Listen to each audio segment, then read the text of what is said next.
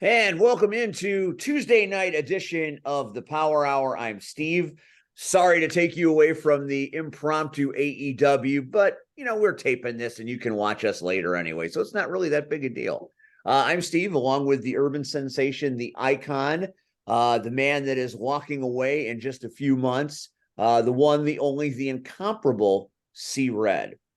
Red, we got a lot to talk to you about tonight. Not only C3 happening, but your involvement at Rocket Pro. Plus, I got Willie and Trauma out there looking to be signed, looking to get a match, and they're looking for some help, and their boy is not helping them. We'll talk about that a little bit too. So we got a lot to talk to Red about as the evening goes on. But our guest tonight is the one and the only, and some would say thank God for that. It is Hot Rod Daddy Andy.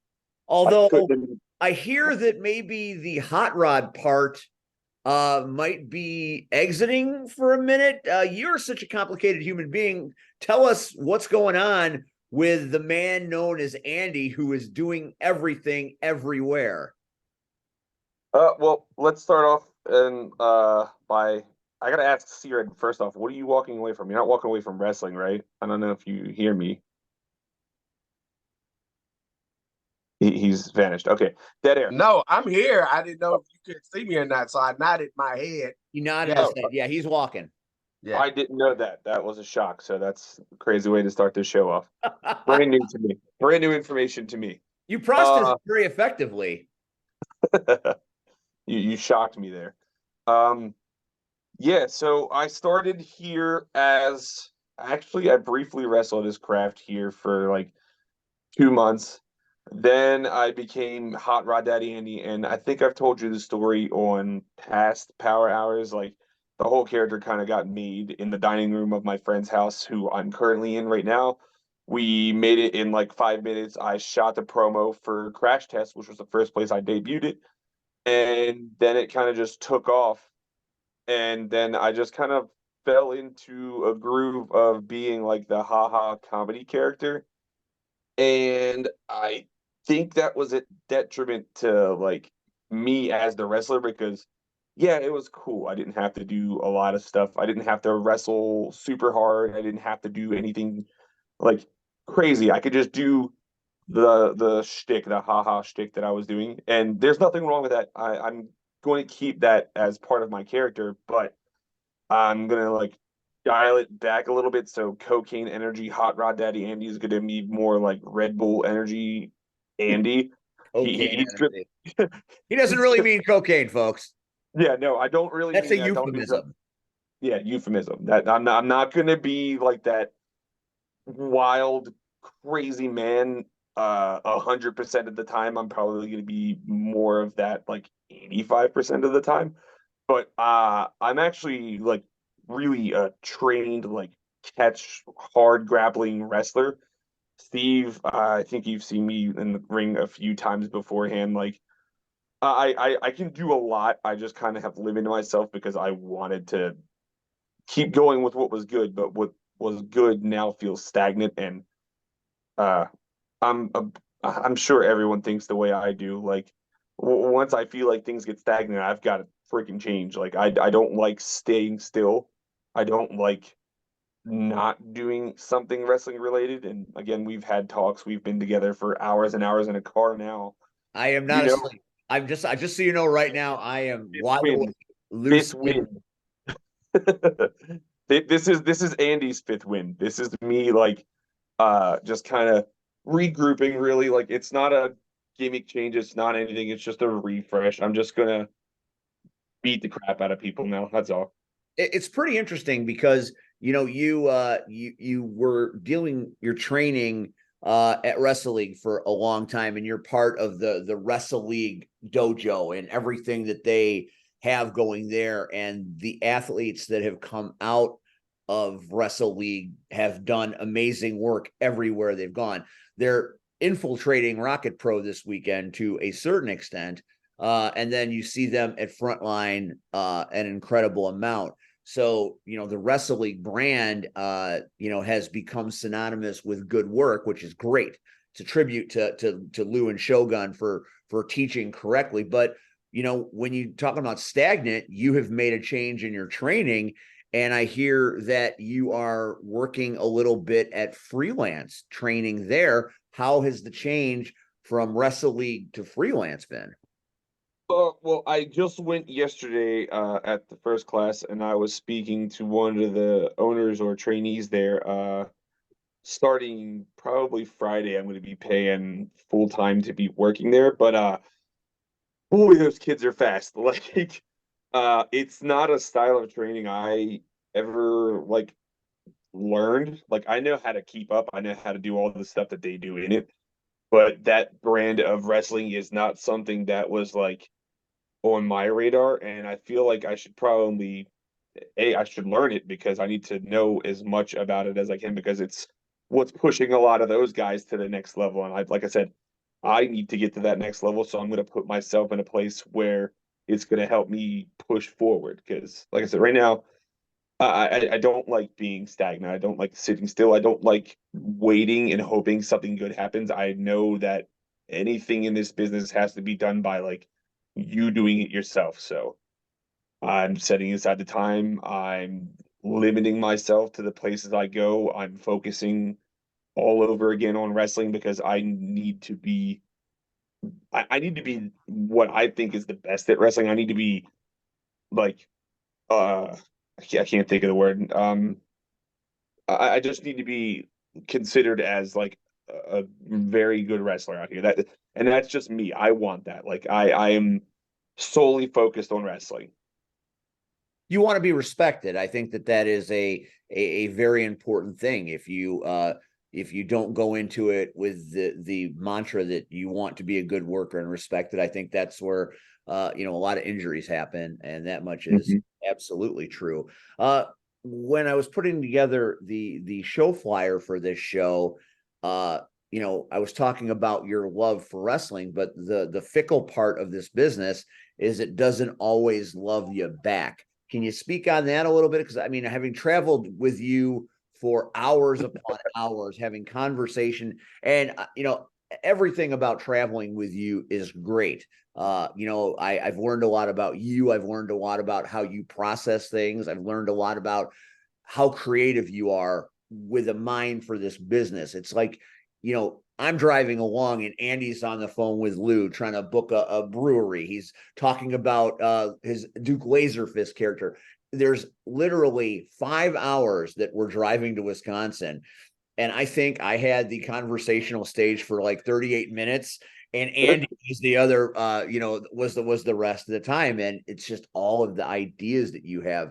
You're one of the most creative people I know, but that can be frustrating when you're putting out all this great idea, all this great content, giving all this effort, driving here, there, and everywhere, and the business doesn't always reciprocate. Speak to that a little bit.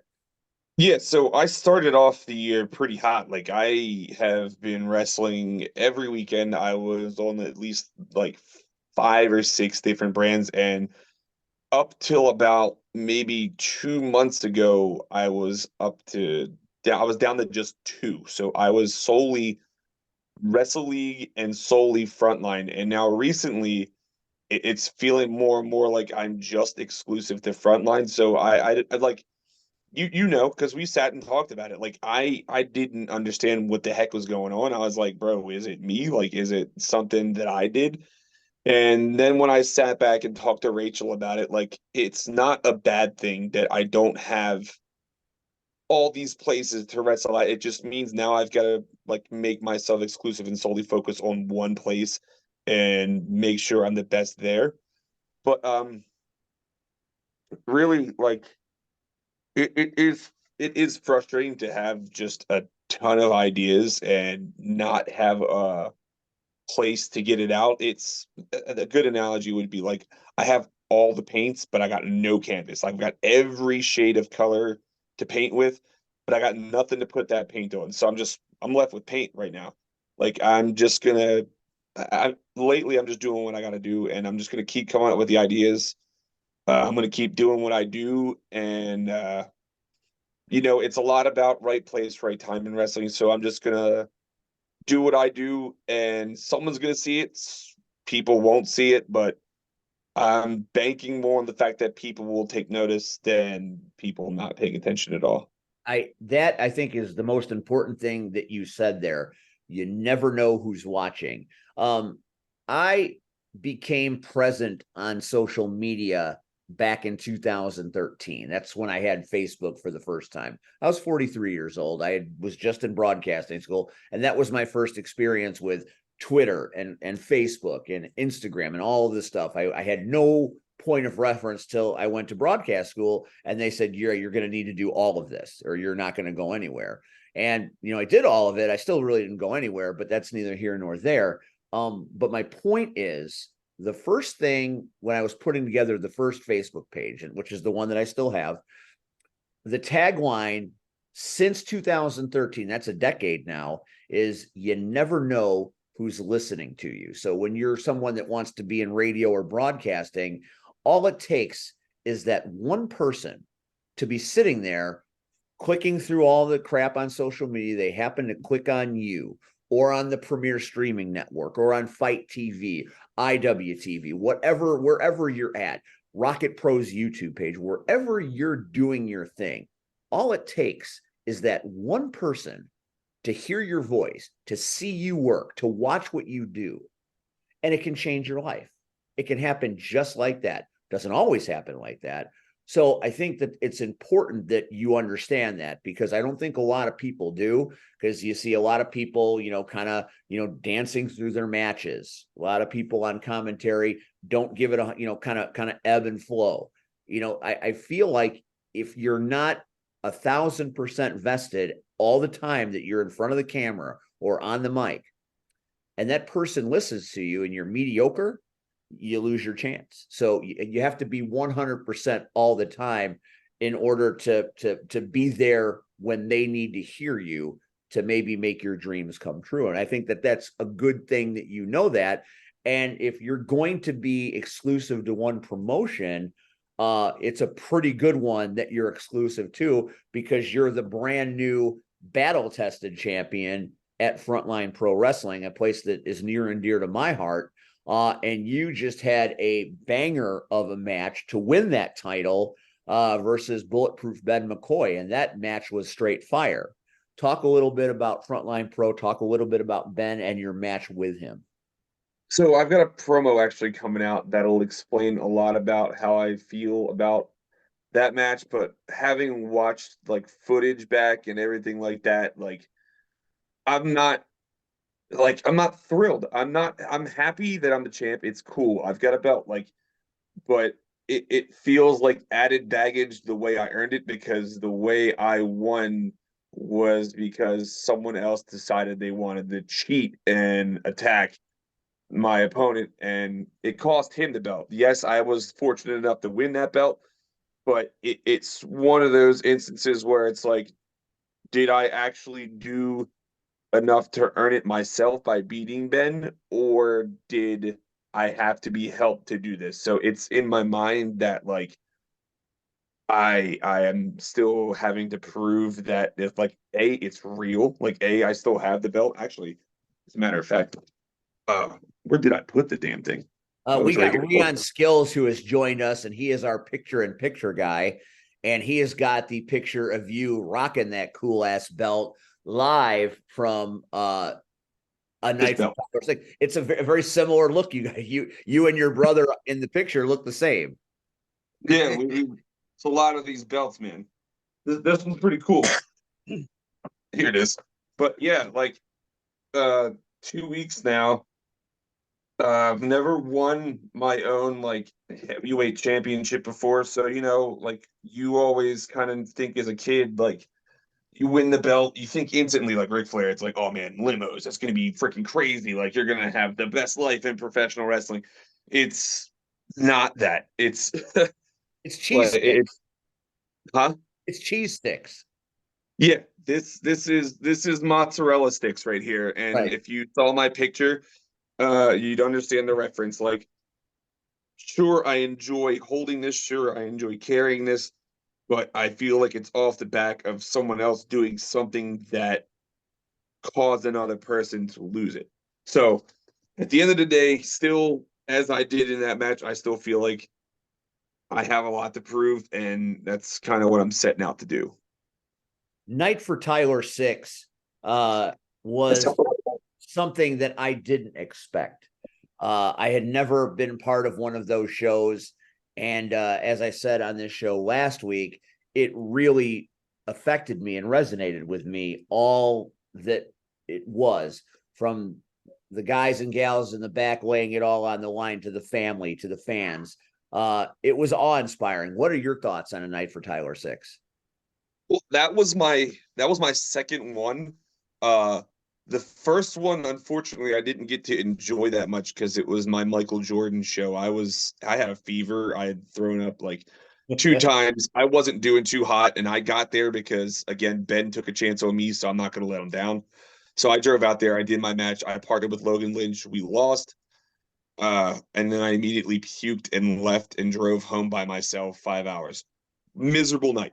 But the last show, this most recent one, the one you were at, it was something else. Like you saw how many people were in there. We had people standing in the walkway areas leading up to the balcony into the bar area. It was intense. And a lot of those people, believe it or not, aren't like true pro wrestling fans. There were some of them scattered in there, but these were people who were here on behalf of Tyler that night. And every single one of those matches made those people for that night love wrestling. Like they loved every moment everyone put on. And having sat back and like listened to matches or visually watched some of the matches, like there wasn't a quiet instance in any part of that night. Even though it was a long night, nothing about that night was quiet.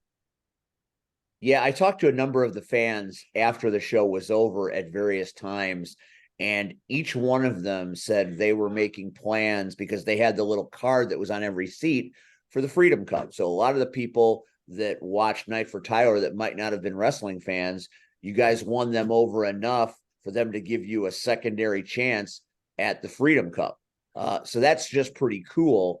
And I think, the show overall was amazing, but it was that moment that T-Dub 3 jumped off the 25-foot balcony onto Muggsy that made everybody just lose their mind. And after that moment, the rest of the show was absolute pandemonium.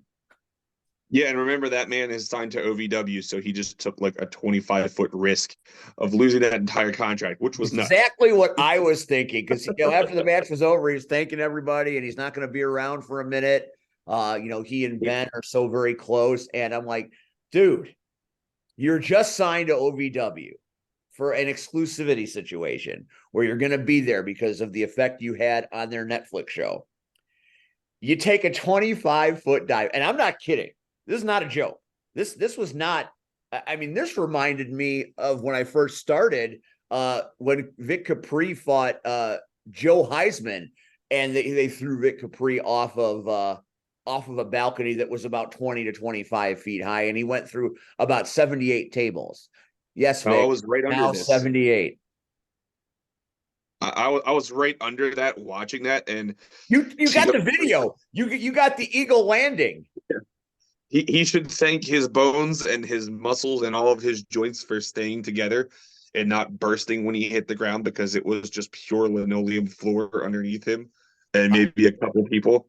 But like, yeah. After that, everything changed. Like, the ladder match at the end was absolutely nuts, and the biggest spot of the night. And I don't know if Rockin' Rivera is ever going to watch this, but I'm sure Shaq will hear it. Shaq swung and missed, and this was the simplest thing. Shaq swung and missed, and Ewok ducked, and Shaq swung so hard he flew off the ladder. Best moment of the entire night. Popped to everybody. Shaq will never hear the end of it Ever. because he will never hear the end of it. Like I said, Rockin' Rivera will get it. Shaq will get it. Everyone who was in that match or at that show will understand what I'm talking about. Shaq's never going to hear the end of that spot in the match. I mean, that was a mighty swing it was like he was sitting dead red on the fastball, and the guy threw him the nasty hook, and there was no time. He swung so hard he fell to his knees, but Shaq fell off a ladder. I'll tell you what, Quinn Whittick took some hellacious pops on those ladders as well. That helped pop the people too. You know who else got like real destroyed in that match? EJ. Like it doesn't get talked about enough. And EJ has EJ's not been doing this super long, but man, like he was in the main event. He took an absolute beating and he gave out a couple beatings as well. But like, yeah, again, EJ, if you ever watched his video, good freaking job, bro. Amazing performance by everybody. Yeah, every single wrestler in that. Yeah. Despite how you won, despite the circumstances surrounding your victory, it's a victory. So I don't think you should sit there and feel like it's tainted in any way. You guys had a knockdown, drag up fight before the shenanigans happened. And, you know, we have been in this business a long time, and we know, Red knows better than anybody, that it's not necessarily how you win it. It's just the fact that you won it. And now it's what you do with it moving forward.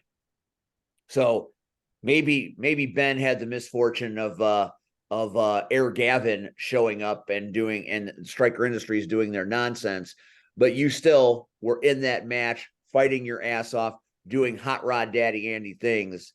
And you know, like I said, you know, the power fist, you know, it's still one of the most devastating moves in the business. When you know, it's, you know, it resembles you know, Roman Reigns' Superman punch, but it's actually quite different the way you strike and land it.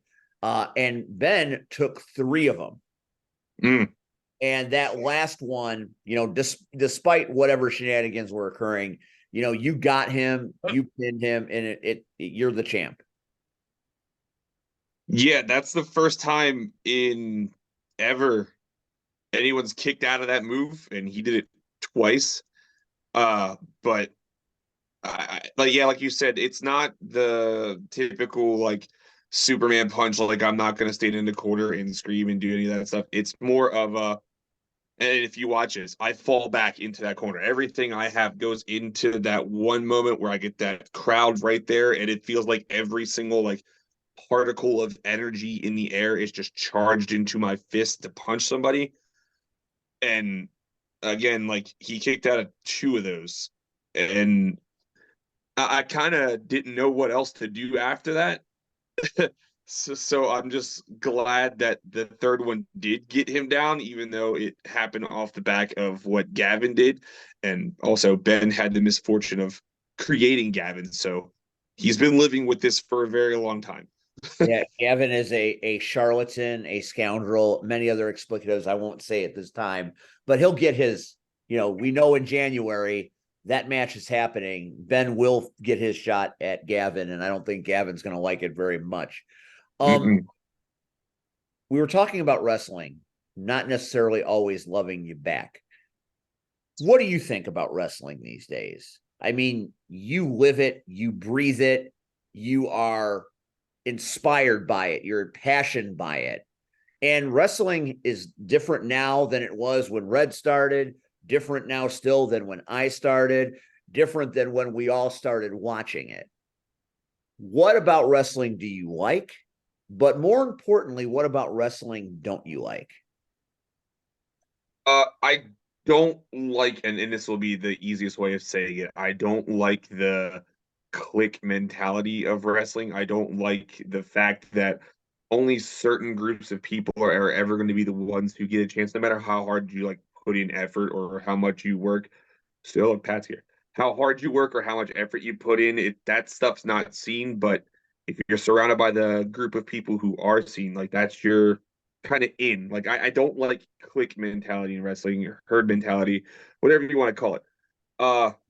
And what I love about wrestling, I could go on forever. Like I talk about wrestling pretty much all day. Like I work with Mark, I work with Muggsy James. You could ask him all day, every day. It's mostly me talking about wrestling.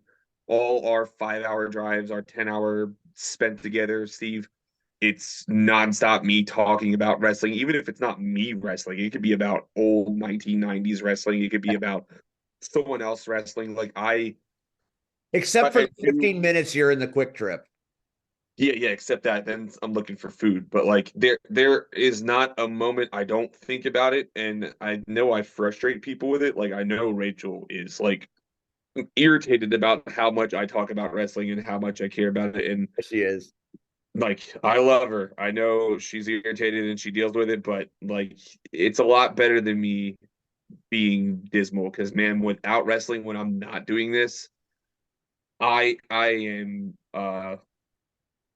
I'm like sad. I'm like sour. Like I don't handle doing uh basic regular everyday things well. And I'm getting like sad about it right now. I'm trying to calm down, but like I don't do well at doing nothing, if that makes sense. Like all I've known is entertainment, man, whether it be like me skating for friends or me playing music or now me doing this. Like for the last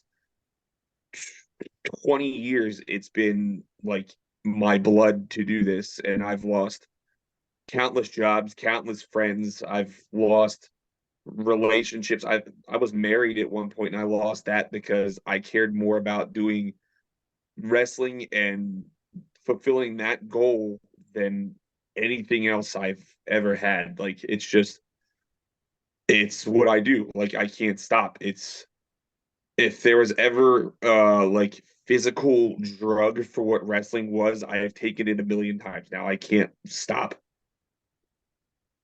I had no idea you were married. That did not come up in our 15 hours of driving. Well, Yeah. funny what you learn here on the Power Hour. Yep, I learned freaking Red's retiring. I've learned that No, it's called a sabbatical. It is called a he's sabbatical. taking a sabbatical. I'm That's just what I've taking learned. a permanent sabbatical, but it's sabbatical. While Andy was talking about his likes and dislikes in this business, we were joined by our colleague. I guess he's calling himself now Big Papa Podcast. PX, how you doing, Pac-Man? Hello, everybody. Hello, Hot Rod. Hello, everybody, and all of you. How's everybody doing tonight? We'd be a lot better if you take that picture down. There's just something wrong When with did that. you go to the gym? You know the Planet Fitness, man. When I skip pizza day and go straight to leg day, these are the results. I mean, Those are arms, brother. Those are arms in those pictures, not legs. Damien, I always you get better those watch confused. out. You got that synthol in you right now. That's what's going on. Stop shooting up, Pac-Man. It's not good for you. With the Dutch baby training. Oh, that was You know good. what? That was delicious as always. Yeah. Never heard of one until Rion. Rion is the king of the Dutch baby syndrome. That's Rion, I know you hear us. Put a Dutch baby as the picture. We're just commanding Rion to put pictures up now. Rion does his thing with pictures. That is, he has carte blanche to do whatever picture he wants to. He's got your nice trunks out there right now. The purple ones with the stars. So he's repping your brand. You're talking about my Macho Man ones. Yeah, it says Hot Rod Daddy Andy with 2 white stars. They're purple. So he's had pictures to view the whole time until right now that you asked for a Dutch baby picture, and so you are There it is. He gave it to us. Said Dutch baby. I think that might be a picture of his personal Dutch baby. I'm not sure. Yeah, But well, the Dutch baby's got its own character. In fact, yeah, I hope it deserves a t-shirt. I'd like to compete in a Dutch baby match. I don't know what that looks Yeah. like. I'd like to compete in it. No, I want that, like Dutch baby on a pole match. Oh, I'm in. Ooh, I challenge you right now to a Dutch baby on a pole match. Yeah, I like that. That's a good idea. He'll do it too, because Yeah, that's the thing. He'll get some original Pancake House involved, and they'll have him on a pole for us. always a catch. Red, you were listening to Andy talk about the things he doesn't like, and he was talking about the clicks and the herd mentality. Coming from, one of the most famous clicks in the Midwest, I guess you could say, into Soul Touches. What are your thoughts on what Andy just said as far as, how do you feel about it? I don't think he's talking about like that kind of click. We were not that kind of click. We were some guys that, hey, you kind of, so you talked about it earlier. We were just at the right place at the right time. Our look was together. We looked like a group. You know, I think the thing that stood out and still stands out when you ask people about the Soul Touches is our entrance, you know. So that's what helped get us over. And then, it was like, oh, these guys entertain us, and then they can go in the ring and actually work. So that helped. I think the clicks that Andy is talking about are more so those politics, because those other groups, and that's the thing that I hate. And somebody posted it the other day, and first thing I wrote down was politics. When you've got, hey, you're my friend, so I'm gonna make sure you get a shot at the title. Hey, Rion's my friend, and we're bringing in a big name. I'm gonna give him to Rion. Andy, yeah, he's a great wrestler, and he gets the crowd going up. We're gonna put him second. Like that type of shit. That you have those clicks that they look out for their friends instead of the benefit of the entire company. Or you got people that might see you're, like you're on the rise, your stock is rising. So what do? They'll call, hey, I know this guy Andy works for you, but over here he said, he said you suck, and you don't pay great, or like like some guys just do stupid shit because they don't want to see other guys succeed. And to me, like, the time for that shit is over. Like, everybody. There's enough in wrestling for everyone to eat. Not everybody has to keep hoarding all the plates. Like, there is enough out there that we don't have to see friends booking friends because they want to make their friends happy. You're breaking up. Mute. So you froze a minute for Andy. He is frozen and broke up. I think he's entering a water landing. No, he's back. So this will probably be the only time I'll like say anything about this particular subject, only because of the freezing part, so we can make sure that Andy's okay with his lag. Wrestling, based on what I've dealt with as a wrestler, not as informational liaison, but other stuff in general, is the only place or the only sport, and I put that in quotation marks, where you can actively be stunted from a growth standpoint with someone else in front of you according to their own personal beliefs or lack thereof. You can have someone that you know is being good, like that they're growing as a performer, as an individual, as like the gimmick is growing. You could see all these things taking place, but it just so happens that the person that is in front of you, and I use that in quotation marks, can see something of the sort and say, he may be paired off better over here on a separate path that doesn't help his or her growth. They can, because it's not like if you're in baseball and you have like a 10-game hitting streak, you can't stop that. That's on the performer. If you're playing basketball, if you're in football, and you have a good role as far as your individual stats as well as team development, like, the only thing that could stop you would be the referees. And even then, if you're good enough, there's nothing that can actually stop you in that aspect when it comes to sport. It is the only sport that I know that you can actively be stopped, not because of your own personal growth, but because of someone else's idea, or dare I say, ego and pride. And the Mm. one thing that I have been very, very clear on, and I've been saying this more so than ever, take the ego and pride out of said situations. It's a lot easier to navigate. Andy, are you back? Yeah, I'm here. I don't know if you guys can hear me. Wonderful. Okay, I am now going away.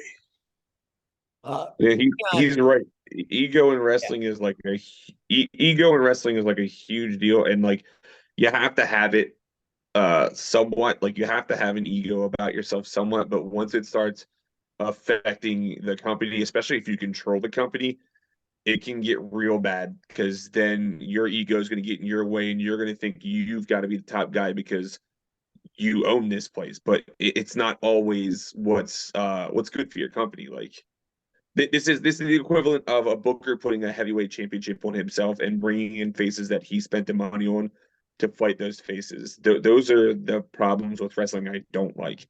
It should be that like this person you bring in has naturally gotten over no matter how much you put them down, and they've worked to the point where the crowd just absolutely loves them, and you would detriment your entire company by not booking them or having them fight this guy because you feel you should do it because you own the place, if that makes sense. it does. Rion has been trumpeting this particular belief for a long time. And, it's funny how much insight into this business that Rion does have. He's been in it a long time, both in wrestling capacity and information liaisoning capacity. But there are a few things that he has said that I have watched materialize in front of my eyes. And his ego statement that he just made a few moments ago, very recently, I watched it happen right in front of my face. And it was like, bang, the bells went off. And then I started to recount things that I had seen over the 10 years I've been doing this. And it was like an epidemic. I mean, my God, I saw it here, I saw it there, I saw it here, I just saw it over here. It's more rampant than I ever realized because I never really put two and two together before. That's the great thing about some of the people we work with. You can listen to guys like Rion or Marche, Max, a lot of the people in, some of the people in the Dutch Babies group. You listen to them talk and they give information out, and it's incredibly valuable if you know how to use it. So I think it's very interesting, and I think everybody here on this show tonight has been affected by the ego and the pride thing that Rion talks about. I think that's what Andy was talking about all along. Yeah, but I think Andy said it best. And that was just when his connection started to mess up. When people realize everybody can eat. Everybody can eat. But it's those one or two guys that I've gotta eat my plate and I've got to eat your plate too. That's where the problem comes in. And this business, if everybody figured out, how we can be the biggest city and the best city when it comes to professional wrestling is that everybody eats, we would be unstoppable, dude. Like somebody would have to say, you know what, we've got to take up shop in Chicago permanently. But the problem is that, hey, there's somebody that doesn't want Andy to eat. There's somebody that doesn't want me to eat. There's somebody that doesn't want Steve to eat. So therefore, again, we're supposed to starve while you eat my plate. And if anybody knows me, fuck you. I'm taking what's mine. and again, Bite your honestly, goddamn finger off. honestly, Right down to the stub. Andy said he was shocked. Well, here's one of the reasons why I'm taking said sabbatical. because I'm tired of the politics. I'm tired of bullshit. Uh, not everybody is doing it, but when I have to constantly see talent, and not necessarily me, but see other talent that I know deserves shots and deserve opportunities, and they're not getting them because Miles they're Murphy. not they're not part of the boys, or they're not part of the clique, then it's like, you know what? Why do I need that added stress on my life? So, you know, it's one less thing that, my heart can continue pumping and not be stressed out about. So, but you hit it dead on the head, Eddie. Everybody can eat. Everybody. I just wish everybody would realize that. Mm-hmm. It's a buffet. It's not you know, reservations. Everybody can eat on this buffet. So PX, are you still with us? I am. I'm just cruising down through 55 as we speak. Okay, so you're driving. I am. I get off of work at 7 and jump right on the moment I leave my office. Do you you have an office that in and of itself is amazing. Do you have any questions that you'd like to ask the artist formerly known as Hot Rod? None are coming to mind right now. That's because your muscles are but glistening too loudly over your car. I told you to change that picture. The Your muscles are affecting bronze going everything. over he can't change it. bronze- He's driving. the bronze going over the brains right now. Okay. But I would be remiss not to mention that Andy is the first wrestler to ever be inducted into the LIM. That's right. I forgot about that. Hot Rod is an LIM member. And so let's spin that being a part of the LIM, the award-winning faction that they are. Two-time.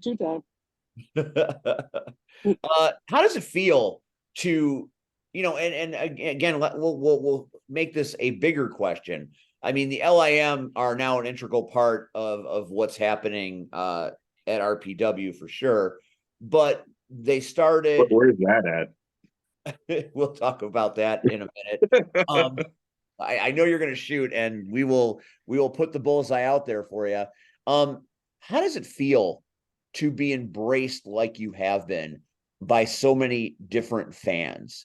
Because I watch you at Frontline, I watch you at IPW, wherever you work, and I work at Wrestle League. I watch you, and I watch the fans' reaction to you. How does that make you feel when they find something in you or your character that they identify with, and they come up and say, man, join us, or man, can I buy a t-shirt, or, can I buy a picture? Talk about the fans' interaction with you and how that makes you feel. It was crazy at Rocket Pro. It really all happened because I did the simplest thing and put the fact that Elton John sang Rocket Man with Rocket Pro, and I was like, why has no one done this? That's what Pat told me got LIM like really into me. Simple little promo, a little bit of effort that I put into making a promo. I don't even think I was asked to do it. I just did it because I felt like I needed to, because no one knew who the heck I was. But I still remember that first night I came out and being genuinely shocked that all those guys in LIM cheered for me, and then because of them, a bunch of other people started cheering for me, and then I continued to frequent Rocket Pro. Lately, though, I have not been able to party with those dudes too often at Rocket Pro, so sorry about that, everyone. LIM, anyone who cheered for me at Rocket Pro, not my doing, not my choice. Budget cuts. But it's still shocking to me sometimes how people just kind of latch on to me. Like I said, LIM off of a simple promo. I have a fan at Frontline. I think you saw me interact with him. He literally dressed up as me for Halloween. His name is Braxton. It was the most shocking thing I've ever seen, because not only did he dress up as me for Halloween last year at Frontline, he won the Halloween costume contest dressed as me over a really good Undertaker costume. But he did dress as me on his own choice because that's what he wanted to be. He came to the show dressed as me at Frontline too. He just couldn't find his jacket, but he had everything else. He left his fanny pack in his car, and then I hooked him up with everything else. But it Got him some still, Dunkaroos. oh yeah, he hooked me. He gave me the Dunkaroos. I didn't give him them. Oh wow. Hey, nothing like free Dunkaroos, baby. Yeah, but like, it's still shocking to me that like people care so quick. It just means to me like what work I'm doing is meaningful to them. Like they feel like, oh man, I can back this guy no matter what he does. Like I can love the fact that he puts himself out there every single night, even if he loses for an entire year. He puts himself out there for us and he's gonna try hard. So hopefully that inspires people to be like, I can do what Andy does outside of wrestling and just keep going, like keep chugging along. Like you don't stop because you get beat up, you just keep going. That's good life advice anytime actually. So I think people could learn that from you. Um when it comes to professional wrestling, you work it, you live it, you love it. When you watch it on television, what do you watch and why do you watch what you watch? What makes you entertained by professional wrestling when you're observing it, not when you're doing it? Uh I'm sure a lot of the other wrestlers on this podcast can attest to this. Like when I watch wrestling, I'm looking for like the shock and like I'm looking for something I don't know that's going to happen because having put matches together, I can read wrestling on TV way too well and call shots. And I don't like the fact that that luster of wrestling's been taken away from me. But when it comes back and I don't expect certain things to happen, like whatever's possibly happening on NXT right now, I like the tricks and the stuff that I'm not like ready to happen happening and still bringing out that like 12-year-old 9-year-old fan in me where it's like, oh my god, Stone Cold Steve Austin drove out in the beer truck. I didn't expect that. Like I look at wrestling for the moments now in wrestling. Like I don't look at it for the moves anymore. I look at it for what a WWE, AEW, Impact, New Japan, anything I watch, what moments they can create that'll be like, oh, A, that's unique. B, that's something that like shocked me and like I said, brought me back to my childhood. So I look for the moments now. So going back to your childhood, and we've asked this question of just about every guest we've ever had. What was that moment you were watching wrestling as a kid, or got you to watch it, where it popped you so hard it affected you for the rest of your life? What was that moment? Uh it was most likely like my earliest memory is Roddy Piper. So I actually had the benefit of wrestling in the building where the Snuka incident happened, where he got popped with a coconut. And in my mind, I thought Jimmy Snuka died because I knew how hard coconuts were, and he got smacked in the head with a coconut, and he broke it over his head. Like I base a lot of my attitude as a child off of Roddy Piper because he kind of just didn't care about anything or anyone around him or the system around him. And that kind of led me into skateboarding and getting into trouble and all the other bad stuff I did as a kid and now wrestling. So it had to be it was Roddy Piper. Roddy Piper is that moment. You would think it's Macho Man, how much I wrestle like Macho Man, but it was Roddy Piper who was like the first image that pops up from the tapes my mom's ex-boyfriend used to have that I watched. Like it was Piper. Yeah, Piper was amazing in so many different ways. Rion had a picture up there of you and Hazel interacting, playing video games, probably. What's it like being a wrestler living in a situation with two roller derby superstars? uh Everyone in our house is mega aggressive. She's still like she's still like a little baby. Like she's still not to the point of Rachel and I. So I'm assuming when she grows older, she's just gonna start punching boys who get on her nerves, and we're gonna like be high fiving her in the background, obviously. But we'll be having to have discussions about that soon. But yeah, everyone's very aggressive on her house. Rachel actually used to wrestle. She, she'll give me pointers and stuff on wrestling. Hazel, I think we talked about this when we got the Dutch baby. If she ever gets into wrestling, Hazel, if you ever watch this podcast, if you ever get into wrestling, think before you do. Like it's your choice, obviously, but go to college, go to school. Do not just jump into this without doing that first. Best advice for any pro wrestler out there. Anyone, Kid Lat's doing it right now. He's in college. So is Alex. If you are looking to become a pro wrestler and you just graduated high school, go to college. Have a backup plan. Yeah, because you never know when the rug is going to get pulled out from under you, whether it just be by stagnant means or by injury, because it can happen. Yeah. You fall out of favor, you can go away. You get hurt, and you're never the same again. So it can be taken away from you like that for any number of reasons. So yes, get an education. That's very good. It's positive. It's a good public service announcement. See, it's crazy. I came here because I thought I was completely mad at like everything going on around me.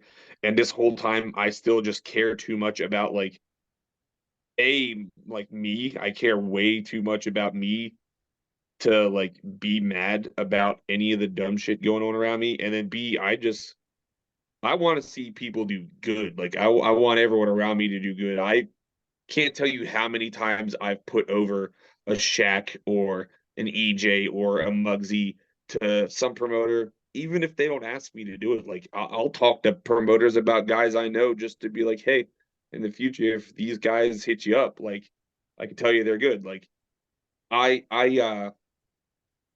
not like a veteran, but I know in wrestling it's better to look out for everybody than to just completely shut off and be a dick about it, because that was me early on in this and it was dismal, man. Like it's not what you got to do.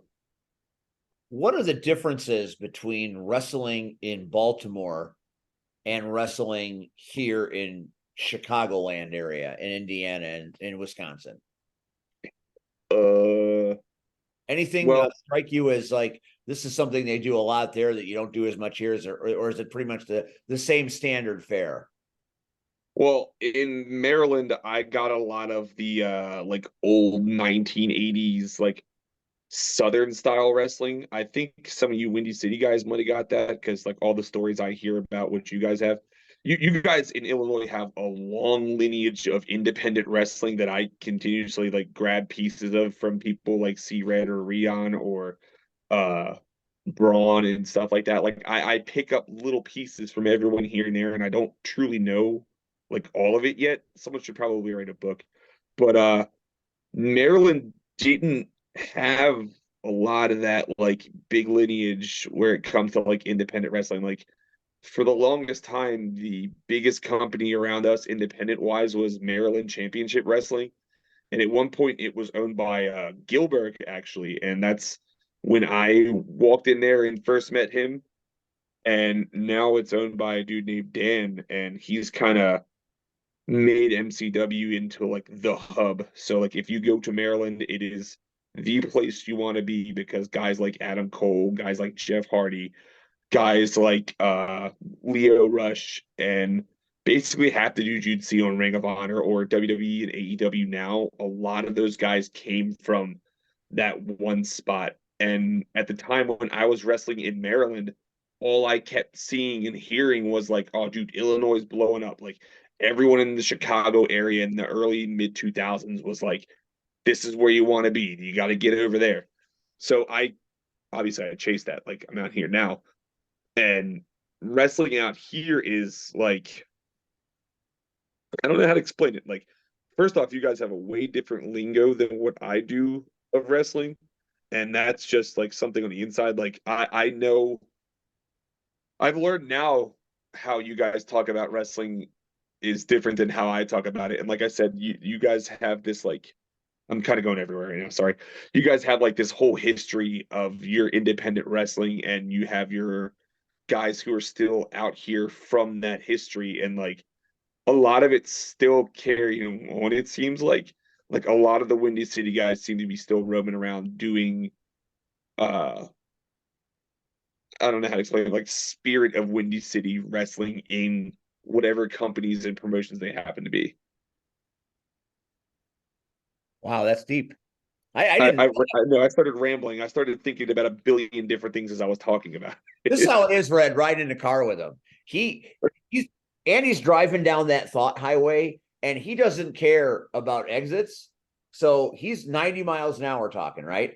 And then he'll think of something else and he doesn't slow down to take, like when you're human driving on the highway, you slow down to take that exit. Not Andy. Andy hits You take every exit you see.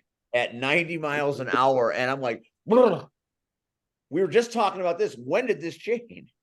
But that's the beauty of the mind of Daddy Andy. He's so much clever stuff in your head, sir. I hope you get that canvas that you're looking for because I'd like to see what you paint because that is from our hours upon hours of riding to and from Wisconsin.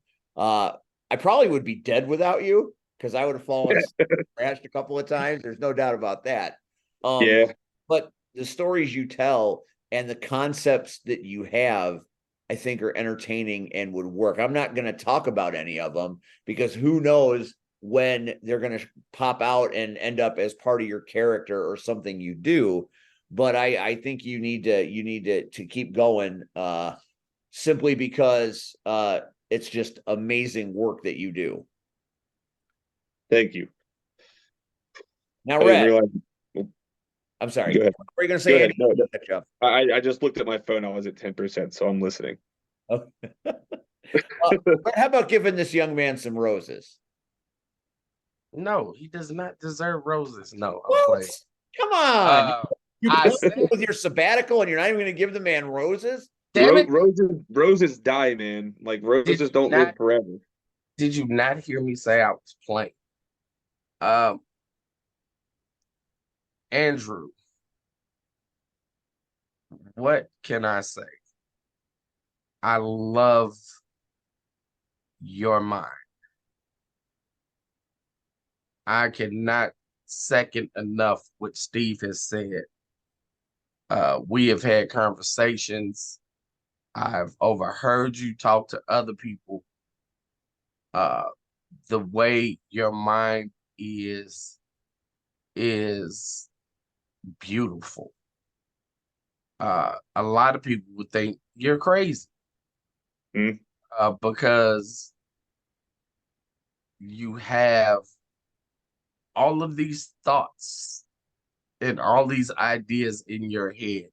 And like you said, you want to get it on and out and on a canvas per se.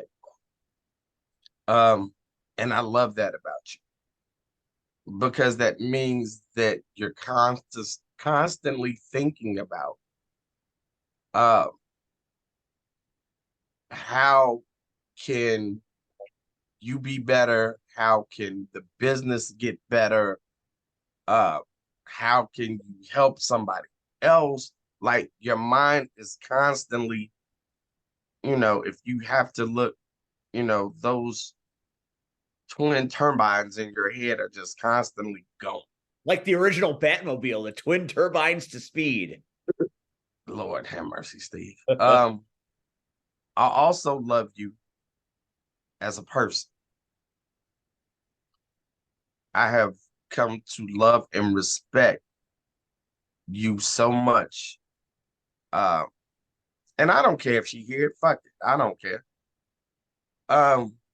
The way you have stepped in Rachel and Hazel's life and have stepped up to be a man to both of them. Dude, that takes a lot. Most men would have fucking ran, and at that point, you can't even call him me. But you showed what it is to be a real man to a woman and a little girl that needed it in their life.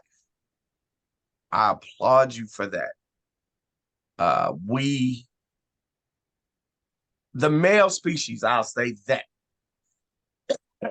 has this idea of what a man should and should not be. Don't get us canceled now. No, I'm not. But you are one of the people that if I could highlight as what a man is, it would be you. Rachel is my friend. You are my friend, but more importantly, I have seen what you have done, what you continue to do, and how much you continue to love on both of them. And knowing, hey, it happened. It just happened. And that's what makes this story even more beautiful. So I love you as a performer. I can't wait to see what the next chapter of Just Andy is. Ooh, it should be called Just Andy. Just Andy. But I can't wait to see what happens with you continuing on this journey as a man. I appreciate your friendship. I appreciate our conversations. I appreciate hell. When I get hurt, Red, you okay? When you get hurt, Andy, you okay? And sometimes we've done it to each other and it's been accidental, but it's always been out of love and never malicious. But I appreciate everything. I pray to God that you are one of the people, because you deserve it, that gets, as Steve said earlier, not so much as your voice, but you get seen by that one person. That somebody appreciates everything that you bring to the table. Not just a character, but everything that you can bring to a company and make it better, not just piece up. I will be here cheering for you, rooting for you, and know that this is going to sound so stupid, and I don't know if anybody will get it, but you will always have a friend in me. So There's a snake in his boot. I got what you're saying. okay, as long as you got it. I got you. He seemed like he was getting a little emotional, so I wanted to. You wanted to bring him back down the road. Andy, Yeah, bring him back. Andy, you are the Woody of our story, right down to your name on your boot. What I used is to have it in my boot. what is the end game for you? If you could do whatever you want, what is it that you want? Where would you like to go? If you could will it into existence, what does that look like? That's a hard question. Like that's kind of always like fluctuating because I don't know where I am at certain points in all this. Like at the beginning, it was all about like I gotta get signed, I gotta get on TV. Like that's the goal of every wrestler. Like you want to do those basic things, but then it gets to a point where it's like, oh,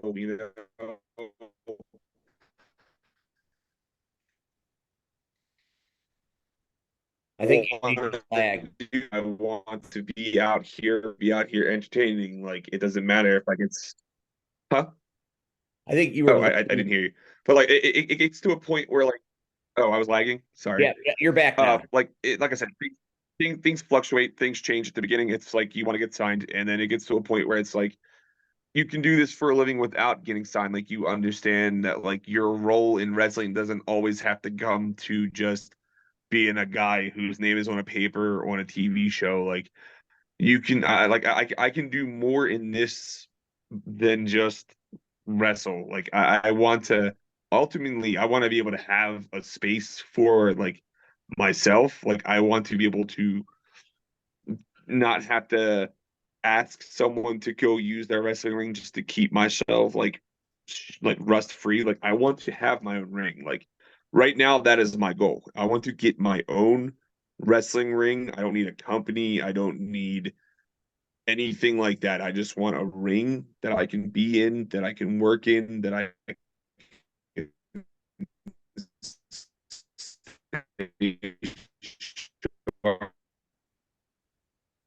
like I said, I would be in my wrestling ring if I owned one. That's the love of wrestling I have right now. That is a pretty cool answer. I'm slowly trying to make sure I come back.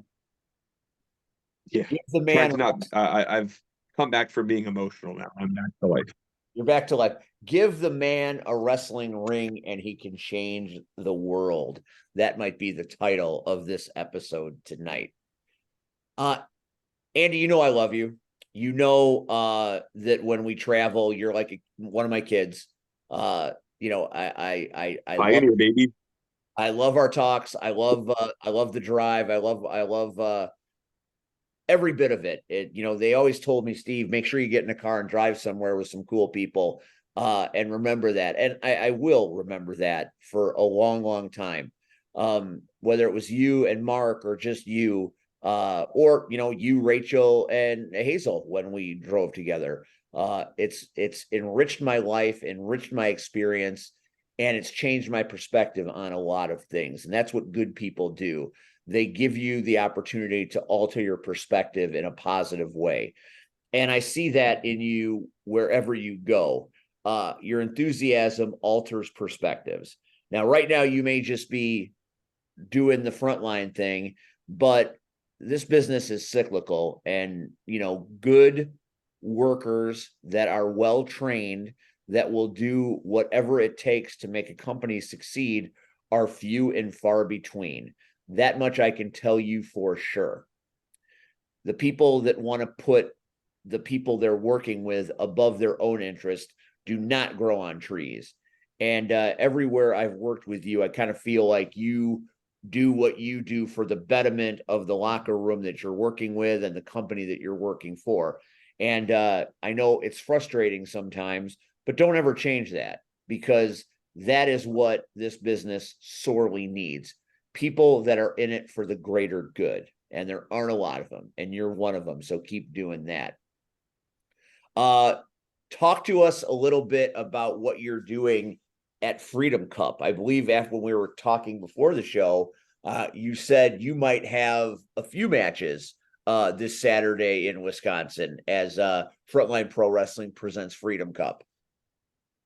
Yeah, so it's a big, huge tournament. It starts off in 4 brackets. You've got 4 different fatal 4-way matches, which will lead to the 2 winners on each side of the bracket facing each other in singles competition, down to that very final match where it's 1-on-1 from the best 2 wrestlers on both sides of that bracket. So there's a potential, if I run the gauntlet here, that I would have 3 matches on Saturday night.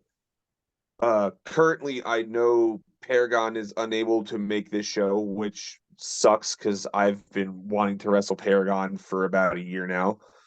Muggsy is not going to be able to make this show, but this is because he has family things he's going to go do, and that's not a bad thing. That's a good thing.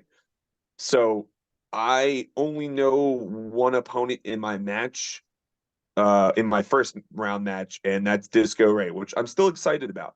But there are still 2 like complete outliers I have no idea about in my match. So it's hard to be like focused on what I got to do when I don't know who I got to do it against. So I know that if I beat Disco, I got to fight someone else who also won a match, and I've got to, like I said, I got to run the gauntlet. So I've got to beat potentially 5. I've got to win. I got to beat 6 people in 3 matches to win the Freedom Cup, which right up there with the heavyweight championship. Like if I get the Freedom Cup, I can challenge the frontline heavyweight champion, which is currently Quinn. And like there's a million matches and a million things I can think of, but like if I can get in the ring with Quinn, it's just another way for me to prove like, hey, like I can keep up with anyone and any company you want to put me against. So it's a challenge, and I look forward to that. Yeah, I am unfortunately not going to be at Freedom Cup. I'm disappointed that it's going to be the first show that I've missed since I've been hired there. But it's going to be a great show, and I hope that you get your multiple matches and you get a shot at the Freedom Cup, because I'd like to have you back on this show and talk about what you're doing next. You've got a good company that has given you the keys to the car and are going to let you drive it. And that is not a decision that Frontline ownership takes very lightly, as we both know. So if you're going to be featured at one company, I mean, Frontline really is a pretty great freaking company to be a marquee player, and especially with the exposure and the premier streaming network, you're seen in 85 countries across the world, or maybe it's 185. I keep forgetting. It's something like that, but yeah, it's it's a different opportunity than I was granted at a lot of places. As again, Ben took a big chance at the beginning, and he stuck it out, and it's paid off. And now we are going to be running every month next year. It's going to be something, man. It's something that's not happening a lot in independent wrestling with a lot of companies. And usually the big companies are the ones that run every month. So right now I'm in a place that's on the up. No doubt about it. PX, any final questions for the Hot Rod before we finish up? I see you have a picture of Quinn Whittick there. I don't have any final questions, but I do have a final thought. You know, Andy, you said earlier, about the Rocket Man promo, and I can tell you, I remember I was sitting in my apartment and I was watching that, and I was just over the moon about just how you presented yourself. And I'm like, I sent the video to the guys, and we're like, oh my God, we can't wait to see what he does at Rocket Pro. And, I remember chatting with you after the show. I think we probably talked about 10 minutes about thrifting, wrestling, um, and I just love your energy and your enthusiasm for the business. It's contagious. Like, I see it when we go to shows and you're in the crowd, like when we go to Super Wrestlers, and oh my God, sitting in a wrestling crowd with Andy, it's just as fun as watching him in the ring. There is nobody louder at a Super Wrestler show, except for maybe the wrestlers in the ring themselves, than Andy as a spectator. I can't tell you how often I throw my voice out, even if I'm not working a show, just to like make sure it's the best show for anyone who's doing it, because I know how important it is being a wrestler to have crowd interaction, crowd support. Like, you need that noise. You need that noise. So if I have to be the guy who's that noise at the expense of my voice, I do it every time. Like, I even do it while I'm wrestling. Like, I will be the loudest person out there. And it's just our section at Super Wrestlers makes a lot of noise. Damn it. Mm-hmm. But I love watching you. I make sure to, when I know you're gonna be somewhere and I have a free weekend, I always make sure to go. Because I want to support you. You've become you and Rachel have become really good friends to me. And I'm so grateful for you, and it's just, it's your passion that's kind of inspired me a little more to want to get further into the business. So I'm very grateful for you, Andy, and I want you to know that. Thanks, man. And like I said, don't stop doing what you want to do. If you want to get into wrestling, you find your way in. Like, there are a million roads into pro wrestling. It doesn't have to be a wrestler. It doesn't have to be a manager. It doesn't have to be a guy on a mic. Like, you can get in some way. You just got to find that road. That's all. Yeah. Excellent advice from the Hot Rod. Andy, good luck this weekend at Freedom Cup. Just in case I don't get to say goodbye, my phone's at 1%. Thank you, everybody. kick Just in case I ass, randomly cut off. take names, and be the best battle-tested champion you can be, my friend. You are aces here on the Power Hour, my friend. I'll try. Thank you, guys. All right, that's Hot Rod Daddy Andy. He's powering down the laser fist. Literally. All right, we're gonna let Andy go and deal with his phone charge situation. That was fun, wasn't it, Red? Yeah. One of the always. one of the good guys in our business, right? Yeah. All right. So Hot Rod Daddy Andy this Saturday in Wisconsin, Freedom Cup, Frontline Pro Wrestling. If you've never seen it, go to Wisconsin and find it because it's really, really spirited, good fun. Red, we were talking before this show started, and you wanted to talk about Roland and what has happened. So let's do that now.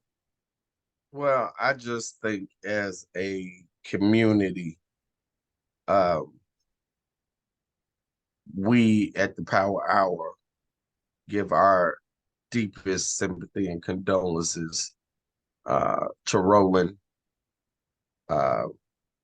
and hit the rest of his family and the tragic loss of his wife.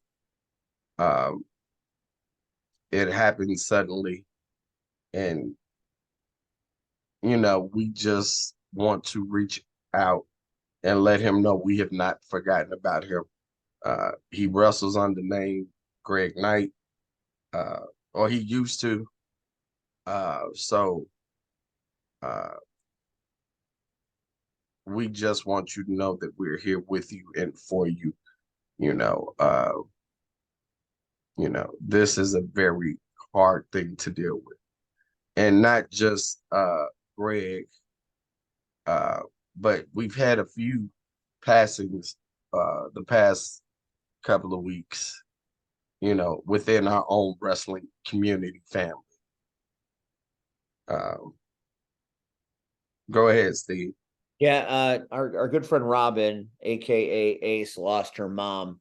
And that's to know them and know that family, how important her mom was to her. We certainly want to send our good wishes and condolences. It's so hard to lose people that you rely on and love.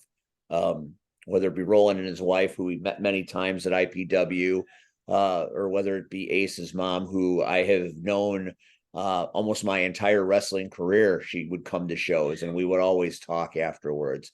These are really, really great people, and these are big losses that we all feel a little bit, and the world is not quite as bright without them. And it's sad, and we see you, we hear you, and we all feel for you, and we just want to send our best energy and our best well wishes. It's going to be a road, probably a long one, but in the end, sense will be made, and peace will be made as well, and that's all you can really ask for at this time. Find a way to make some sort of peace with it. It's not easy. It goes through buckets of tears and weeks upon weeks of sleepless nights. But we all walk that road at some point. And it's good to have people walking the road with us. So our best to Roland and our best to Robin. We're here for you. We love you, and we ache for you, and wish you nothing but the best. Now that we've done that, the Sea Red retirement tour, or I'm sorry, the Sea Red sabbatical tour continues this weekend with a whole lot of crazy shit happening on Saturday. And Mr. Red, the floor is yours. Well, I thought we were gonna get to Friday first, and then we'll talk to Friday. I want to give you plenty of time to talk about C3, because it's a promotion that I don't get to go see very often, but it's a promotion that I love. You should. I know. But I love Chris, and Chris Classic is an amazing guy, and you guys do amazing things there. Take us through what C3 and the hijinks you're going to be involved with this particular weekend at C3. Why has it got to be hijinks? It's the ARC, and I seen some footage from the ARC in Shabance. I didn't actually get a chance to see the boot to the there was no shenanigans. There was always shit. Whenever the ARC, whenever you get Renee and Miles and the pretty psychopath and the man with a concrete fist and anybody else that reps the banner, whether but that's or Rion or anybody. So understand that's not the case. We're loved at SCW. So there was no shenanigans. Renee kept her title on her own. And it wasn't shenanigans with Max Holiday. We knew we had to throw him off his game a little bit. So that's exactly what we did. And you got what you deserved. No, again, I saved Miles. It was either Miles or me. And again, let's be honest. If Miles had got hit with that boot, Miles would not still be the Genesis champion. That's fair. So again, sometimes you gotta take one for the team, and that's what I did. I took and one you for need the to take team. one more for the team and find Willie and Trauma a job. No, that's not in the They contract. want to work, damn it. Hey, I get it, but hey, Jay's gonna fly in here to work with Willie. You got to make that happen. Book the plane tickets like you used to. Hey, look, man, C3 Ultimate Wrestling this Saturday, October 14th. It is all going down at the On the Square Sports Academy. You can get tickets on Eventbrite. What can I say? So it has been publicized. It is not a lot of people, which is funny because even as we're taping this and doing this live, somebody else found out, like, this is it. Yeah, this is it for Red. This is it. Like, so this will be my final appearance at C3 Ultimate Wrestling. So with that being said, the show, which is all jacked up because, of course, I'm trying to pull up the card. And I had it queued up, and then of course, people are like, "No, say it's not so." Like, no. So the show starts at doors open at 1. Show's time is at 1:30. Again, what will I do? Let's just say I have some very things I have to get off my chest as far as the ARC go. So let's just say that. But the matches for the night will include He Who Is Incredible, Atlas J. Horn, takes on Kenny Nine. You don't want to see that. I mean, that I don't even know why that boy signed that contract. Anyway, the ARC Queen of Mean, Renee Van Peebles. When did she go blonde? What's that all about? Hey, man, look, you asking. Anyway. She's trying to rock that Beyonce vibe. Anyway, she takes on Vega Venom. Now, the stipulation in this match, if Vega Venom wins, she is granted a championship opportunity at the very next show. So, who's the champion? Renee Van Peebles. So she's got to beat Renee to get a shot at Renee's title. Well, that's just got ARC shenanigans all over it. I have nothing to say about that. Man, the contracts you make people sign. The Urban Culture Championship. Marcelo Spades defends his title against Tony Thunder. Stampede Larkin will be in action. The ARC. Member of the ARC. They call him Stampede now, huh? Yes, his name is Stampede Larkin. Okay. Mike Strong versus a newcomer, CK versus Mike Valentine in the three-way dance. For the C3 Ultimate Wrestling Tag Team Championship. Saying Mike Strong's going to win that in a walk. Team Legit. The team consisting of JPH and the Pretty Psychopath D'Angelo Steele versus Is JPH at ARC now? no Not that we know of. versus the Spirit of Detroit. This one, I believe, will be match of the night. Spirit of Detroit And is going to whip those boys. well, they JPH and the Psychopath are going to need a hospital. they've come up Detroit short don't before. play. So they've come up short before. That's so, a big dude. That's a I big know. dude. but they've come up short before. I'll tell So- you what, those are the nicest dudes ever. I Yes, worked with they them are. at GPW and they came in and man, they were great. I love them. And in the main event, due to injury, the C3 Ultimate Wrestling Championship had to be vacated by Just Amazing after beating Miles Mercer at the last show. So now the main event will be a battle royal, and the winner of that battle royal will become the C3 Ultimate Wrestling Champion. Let me ask you a question. Yes, sir. Is C Red in the Battle Royal? Yes, he is. Are you looking to go out as champion? Why not? Like, Come on. what better What was way? Andy just talking about? Hey, what better way to show what I have done for 20 years is to eliminate everybody and look everybody in the face as they say, and your new C3 Ultimate Wrestling Champion, C Red, hang that belt over my shoulder and walk out the door knowing it's the last time.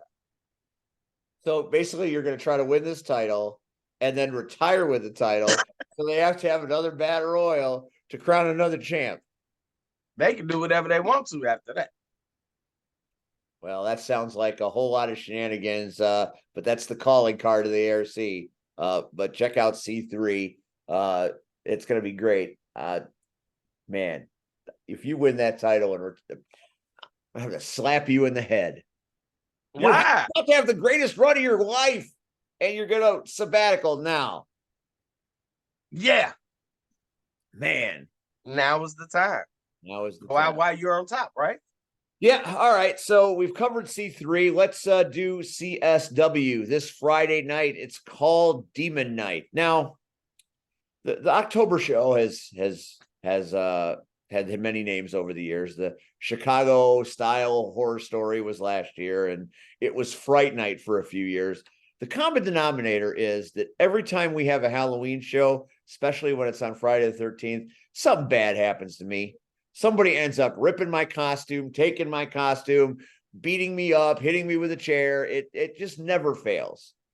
So I don't know what's going to happen. I'm just doing commentary and maybe a little ring announcing. So I don't really have all that much to do. So I'm hoping this particular Demon Night is a little kinder to me than the last several years have been when it comes to the October Chicago style event. I can tell you this, TJ Steele is not endearing himself as general manager to anybody. Because you saw it, well, yeah, you heard us talk about it at the end of the last show, how he fired Moondog Greg Murray. Fired him. So he's being a bit of a putz these days, but the card is going to be electric. And card subject to change. Lord have mercy. Who knows who else he's fired? Yeah, it could change at any damn minute. a very compelling match that was just announced today, a trios match. And you've got the trio of Doom Montgomery and his Wheel of Doom teaming up with the Metro Division champion Iniestra, teaming up with the monster himself, Hades X1X. And on the other side of that trios match is a very, very interesting combination of humans. We saw Mario Pardua, NWA superstar, and Vic Capri in a tag team gauntlet match last month. But their partner in this trios match is the Monster Cypher. Ooh. So Hades, Cypher, Doom Montgomery, Mario Pardua, Vic Capri, Iniestra in one match, a trios match. That has got scary written all over it. And there they are right there. Boy, the thing about Cypher is in the scramble match that he was in last month, he was just hitting people with that skillet hand. And I mean, anybody that took the skillet across the chest lost a piece of themselves that night. I suspect that is going to be the fate suffered by Doom, Hades, and Iniestra. But come to Franklin Park Friday to find out for yourself. I hope Hades catches. You hope Hades catches? Who do you think is going to win that match? Which trio? Oh, I'm going with Cypher, Mario, and Vic.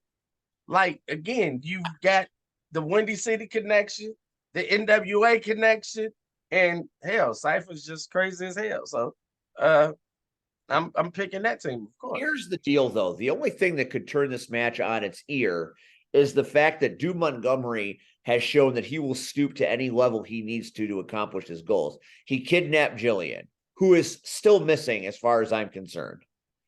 We saw video footage of her being locked in a basement as Doom was preparing to torture her. So, Joey Mayberry is going to be watching this particular match very carefully. And Doom Montgomery is not above.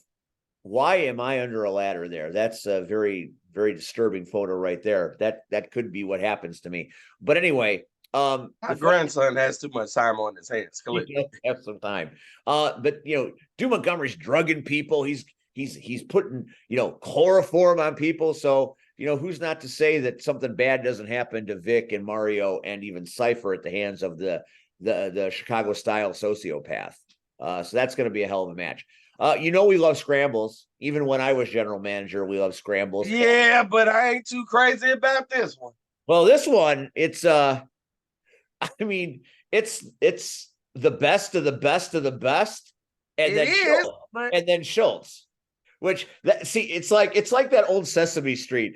3 of these things belong together. 3 of these things are kind of the same, but one don't belong.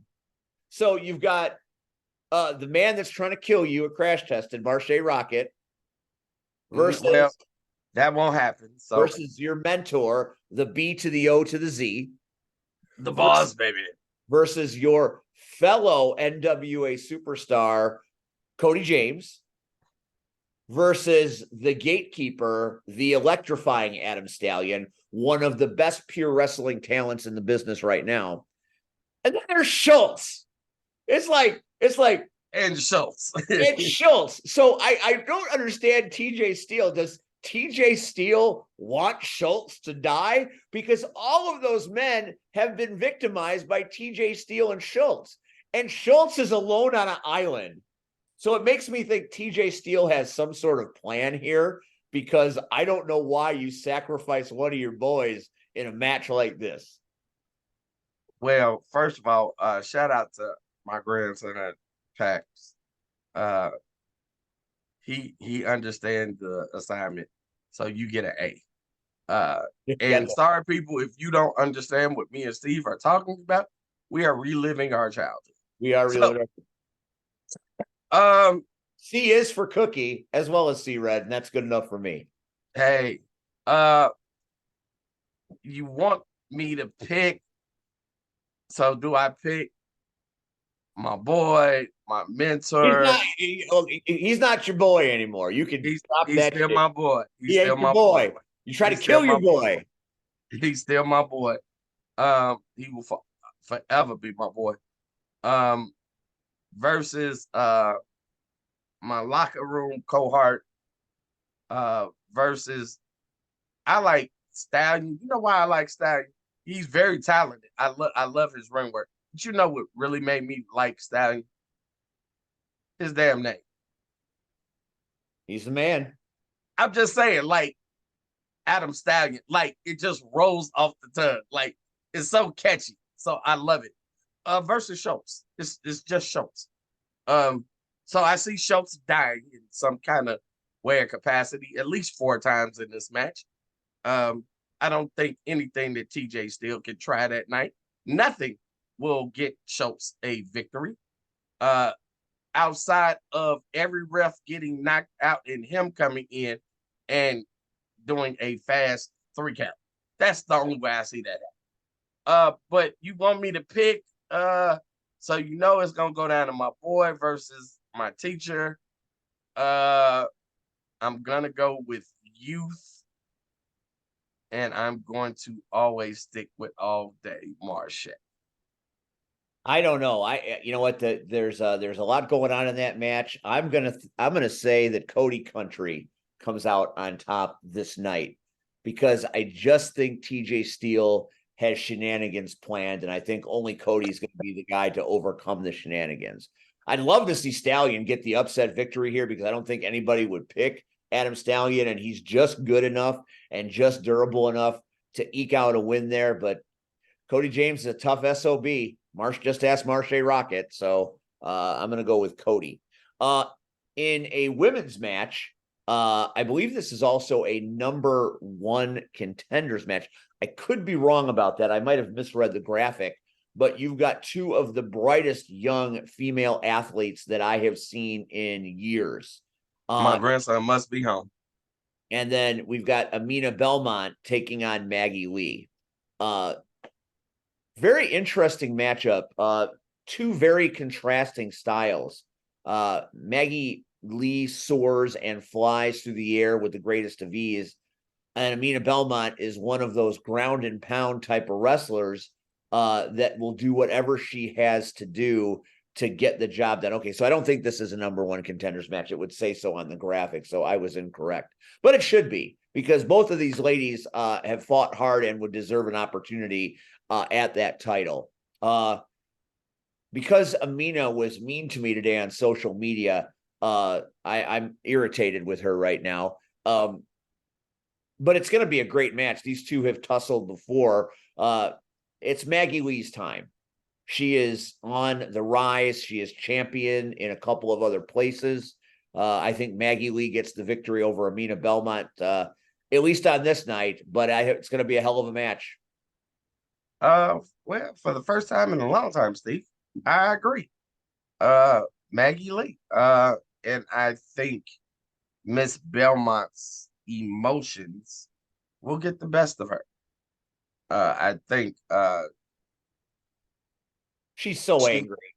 Right. And I think because of her anger, she's going to come frustrated. And we all know when somebody becomes frustrated, they don't always think things through. And she's going to make a mistake. And Maggie is going to capitalize and get the 1-2-3. That sounds certainly possible. A marquee match that is happening this night, this Demon Night. You have I'm calling this the Strange Bedfellows match. You have got the tag team of WWE legend Gangrel teaming up with the Devil's Little Princess, Heather Reckless, to take on the oddest tag team I have seen come down the pike in a minute in Joey Jet Avalon and Missa Kate. Let me take you back a month. You don't have to, but I know. Go ahead. Take you back a month when Missa Kate fought Sierra for the CSW women's title. And Missa Kate gave Sierra what for. And at one point in the match, Sierra's calling out to Joey, who was not there for her in that match. He was in the locker room or doing whatever he was doing. He wasn't at ringside to support Sierra. And at one point, she said, "I don't need him anyway." Well, now this match comes rolling up, and Joey Avalon is teaming up with Sierra's bitter rival. You could just imagine the kind of chaos that could ensue from this pairing. See, so I'm split. And here's why. I love some Gangrel. Fanging and banging all day and all Banging night and long. banging.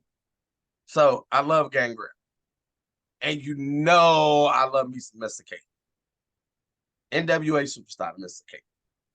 Former NWA Women's Tag Team Tag champion. team champ. Yes. Yes. So, like, it would be easy if they were on the same team, But they're not. but they not. So it's like, I can't call this. Like, I just can't. Because on each team, I love, like for me, and this is just a personal story. I love Gangrel for the simple fact he was on his grind just like all of us are, and he never quit. And it wasn't until later in his life where he got that call, and he was told what he was going to do, like what the idea they had for him, and like, dude, he has changed the trajectory of, if you really think about it, he changed the trajectory of Edge and Christian No doubt. and the Hardy Boys just by his care and just by his entrance. And he is one of those superstars that when you hear his music, you know who it is. You know what to expect. And the dude is just an overall great guy. So I love me some Gangrel. So I want to say that team, but then again, I got Missa on the other side, and I love me some Missa. She's always a sweetheart. Every time I've seen her, whether at CSW or whether at NWA, she's always a sweetheart. Always shows me love and gives me respect. So I'm split. So you can pick this one. I'm staying out of this. I have to believe that the combustible elements in this match will come into focus, and Sierra, it will lead to a victory for Gangrel and Heather Reckless.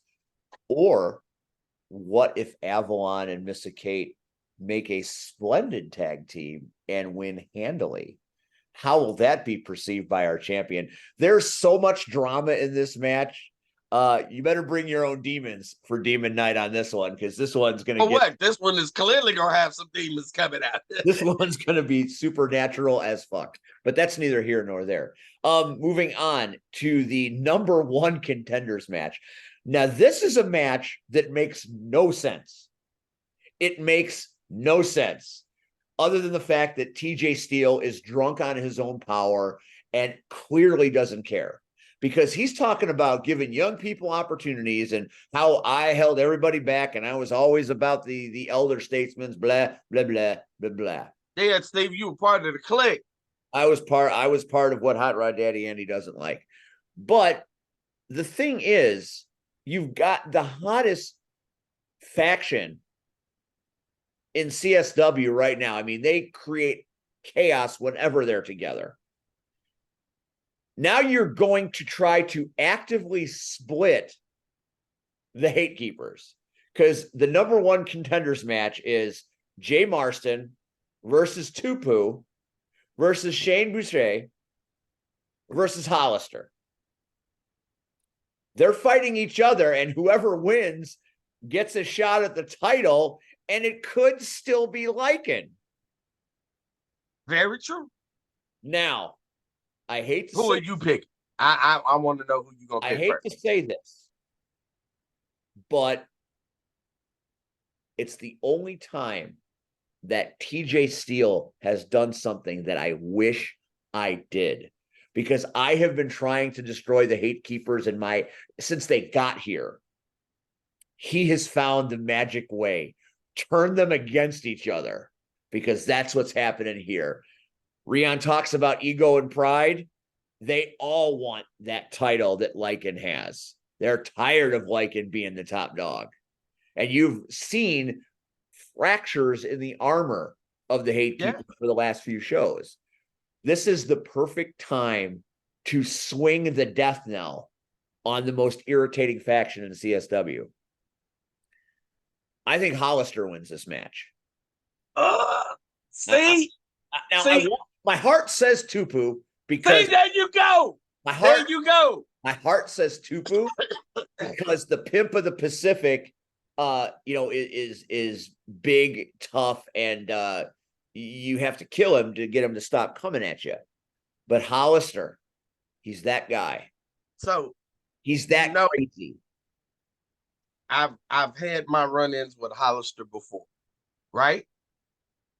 So I know what he is capable of. But I'm just feeling Tupu. I'm feeling him right now. I think he has got the whole Dr. Detroit vibe going. Like, dude, he is ready to break out of the Hate Keepers and be his own superstar. So I'm going with Tupu. I do agree. Like, Hollister easily could win this match. I see it. Like, if you tell me, Saturday, when I see you, like, yeah, man, Hollister won. Okay. Like, I wouldn't be shocked. But you want Tupu. But I want Tupu, man. I want Tupu. I feel that. I mean, me too. And after the beatings that Marston and Boucher took in the last show, they can't possibly be healthy for this match. So I think it favors Tupu and Shane a little bit, and we'll see what kind of chaos ensues. The tag team titles are on the line. This time, not in black tights and masks as Team Sexay, taking on Big Mood for the tag team titles. Team Sexay beat Big Mood to rob them of their titles. Big Mood have wanted those titles back since they lost them. It's all going to come to a point of critical mass. And I think it's even a beauty supply match. Now, this will be our third beauty supply match, and they don't end well. They don't end quickly, and we usually have to take 45 minutes to clean the goddamn ring. Does it say beauty supply match? Because I can't see. No, it doesn't. It just says. Yeah, it does. It's right. It's right in the border of. Oh, yeah, there it is. Yeah. So not only is this going to be outrageous, it's also going to be a mess. So the people in the front row better pretend they're going to a Gallagher show and tarps. Ponchos. Do something, because y'all don't provide ponchos? Not me, Jack. I'm not GM anymore, so that's not my. Oh, okay. I'm just a peon. I want to say I'm going to pick Big Mood only because it is a beauty supply match. So I think they have the upper hand. That's where you're wrong. That's where you're wrong. The king of the beauty supply match is the Ryan Matthews. He's the architect. Does he really know how to use beauty supplies? We're going to find out Friday night in Franklin Park. This match has all the potential in the world to be insane. So make sure you don't wear your good clothes. Don't wear your church clothes, because it's going to be a mess. It's going to be a hot mess. But in the end, I think Big Mood gets their titles back, because I just feel like they're due. Okay. Well, we agree. It's for the second time. Second time. The CSW heavyweight champion will be on the line. Obviously, Conan Lycan, the Land Shark, will be defending his title against someone you know from your NWA clique. The arrival of Mecha Wolf. Red, tell us a little bit about Mecha Wolf, because I'm not 100%. I've never seen him perform before. So tell me what I have to look forward to. Dude, Mecha Wolf used to perform in CSW when CSW was founded and created under another name, Mr. 450.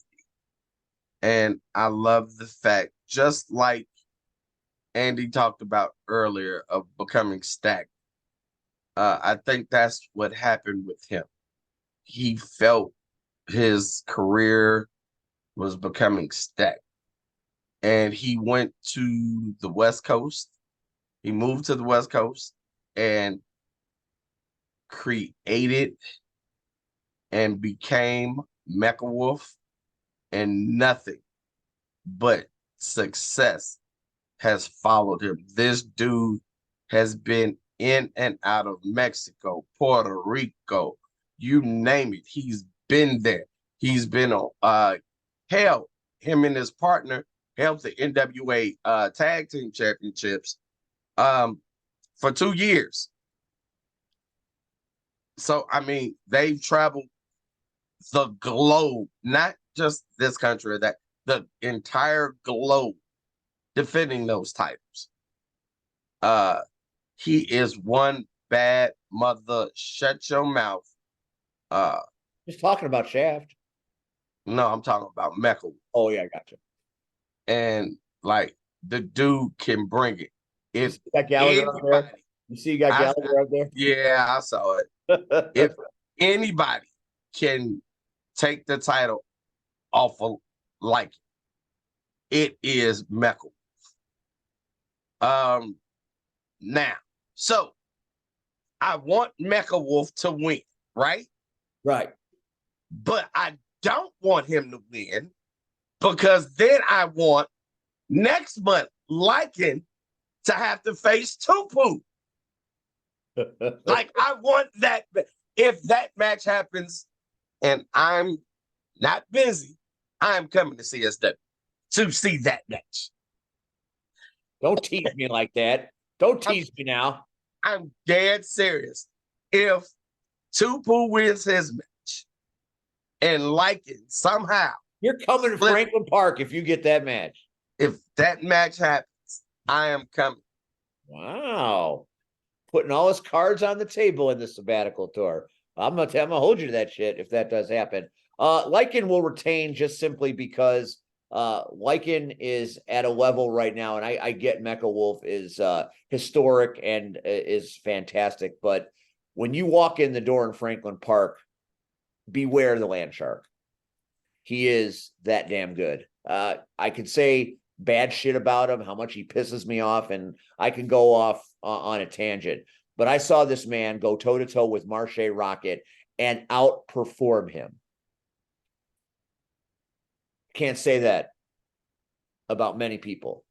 Conan Lycan is the real fucking deal. He's I'm not taking anything away from Lycan, champion but for a reason. And Mecha Wolf, impressive as his resume is, this is the Land Sharks' time.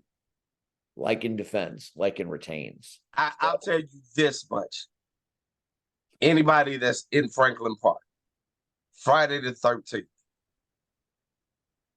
understand this is called a main event for a fucking reason. You coming, Pac-Man? You coming to Franklin Park, Pac-Man? I'll be at the park at Rocket Pro setting up, unfortunately, so I won't be able to make it. Oh, well, that's okay. I'll give you a free pass this time. Because you're doing God's work. You're doing God's work elsewhere. So if anybody, I'm gonna say this. Steve, you know how you're normally prepared to commentary and call a match? Yep. Throw all of that out the window. I ain't gonna be able to see shit. But I understand we have new mics this time, so I'm optimistic. And finally, in what is sure to be a match of the night contender, it is the heart and soul of CSW, Bombshell Shelley, getting her title shot against Sierra. Now, Shelley has been on a rocket ride. She's only been doing this a year and a half. So I say this knowing that Sierra has infinitely more experience than Shelley. But Shelley's been rolling through opponents, rolling through Franklin Park. The crowd is clearly a Shelley crowd, but she's not just doing it here. She's doing it at Northland. She's doing it in Janesville. She's doing it Fusion. at Dreamwave. At Dreamwave, at Fusion. At Fusion, she is working everywhere and is getting stronger and stronger by the minute. But something happens when that crowd gets in the ears of the Bombshell. She goes into a mode that I'm not sure Sierra has ever seen, and I'm not sure Sierra is ready for. Plus, Missa Kate is still fresh in Sierra's mind. And whatever goes down in that mixed tag match, I can tell you that maybe Sierra might not be 100% focused.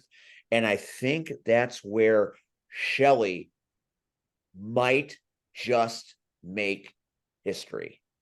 And if Bombshell Shelly Benson wins that title Friday night, that place is going to explode like a nuclear bomb. The fans are ready for a Shelly championship run. There's only one thing that stands between her and glory, and that is the toughest bitch wrestling. Sierra will beat anyone. Man, woman, child, old person, dog. Sierra will beat anybody up. She'll beat you. Remember the last time you tried this against Janai Kai? Didn't work out so good for you. It worked out less good against Sierra. Did it not? Who got pinned? I don't care. She kicked you. Who got the victory? She kicked you in the face. Who got the victory? You tried to kiss her. She kicked you in the face. But who got the victory? You got the victory. I know who got the victory. I know. Thank you. I'm So, with that being said, for the third time, we agree, Steve. I've been calling this one, and every time Shelly has gotten better, but she's come up a little short. I think this night on Friday, the 13th, everything plays in her favor. Because as you stated, I don't think it's so much as Missa Kate's in the building. It's the simple fact that Missa Kate is teaming with Joey and not her. And even though don't forget, Sierra screwed Missa Kate by pulling the Eddie Guerrero. Yeah, but here's the thing, right? I think it's going to eat at her. And I think even right now, and she might not tell anybody, but on the inside, that match is eating her up because she says she doesn't need Joey. But is she really telling the truth? We're going to find out Friday night. It's going to be a banger. So I'm picking Shelly. Pillar to post. Demon Knight is going to live up to the hype. If you haven't gotten your ticket, get it. If you're coming to Franklin Park, come check in. It's going to be spectacular. Come get some pizza. Come get some Stone Cold Steve Austin brew. Enjoy a show. Enjoy the best that Chicago wrestling has to offer. That's CSW. Now, Red, you're double shotting Saturday. You're going to be in Crown Point for C3, but rumor has it you're going to be flying down to Joliet, where Pac-Man's going to be on Friday, setting up for, in what my opinion is we have a show to call. It's the biggest show of the Rocket Pro calendar year. Now, I know Kicks on 66 is the season finale, and I know, it's great. Don't get me wrong. There is something special about Darkness Falls. Now, maybe that's because it was the first Rocket Pro show I ever worked at. Maybe it's because at the first Rocket Pro show I ever worked at, there was a last ride match where there was a hearse parked in the back, and Shogun and Marche made one of the most magical moments we have ever seen in Joliet. That match still looms large in the legacy of this company. Last year, Grin, Marche, casket match. Michael Myers and Darth Vader fought side by side in chaos. I'm telling you, Darkness Falls is a whole other level of stuff. And I know there are 1,000 shows going on Saturday. I know there are 1,000 places you can be. I'm here to tell you where you should be. And that's at St. Joe's Park in Joliet for Darkness Falls. That's because we're gonna.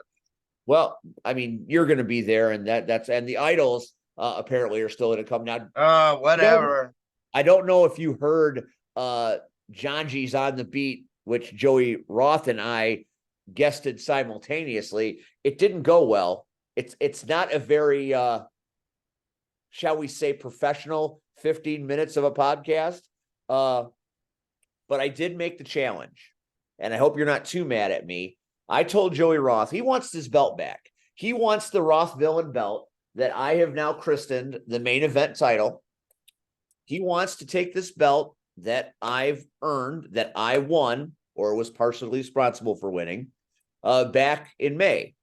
And now you hear from all the people that I'm making this belt look bad, and I'm simply taking it all over the place and bringing it to relevant places and making it respectable. That's all I'm doing.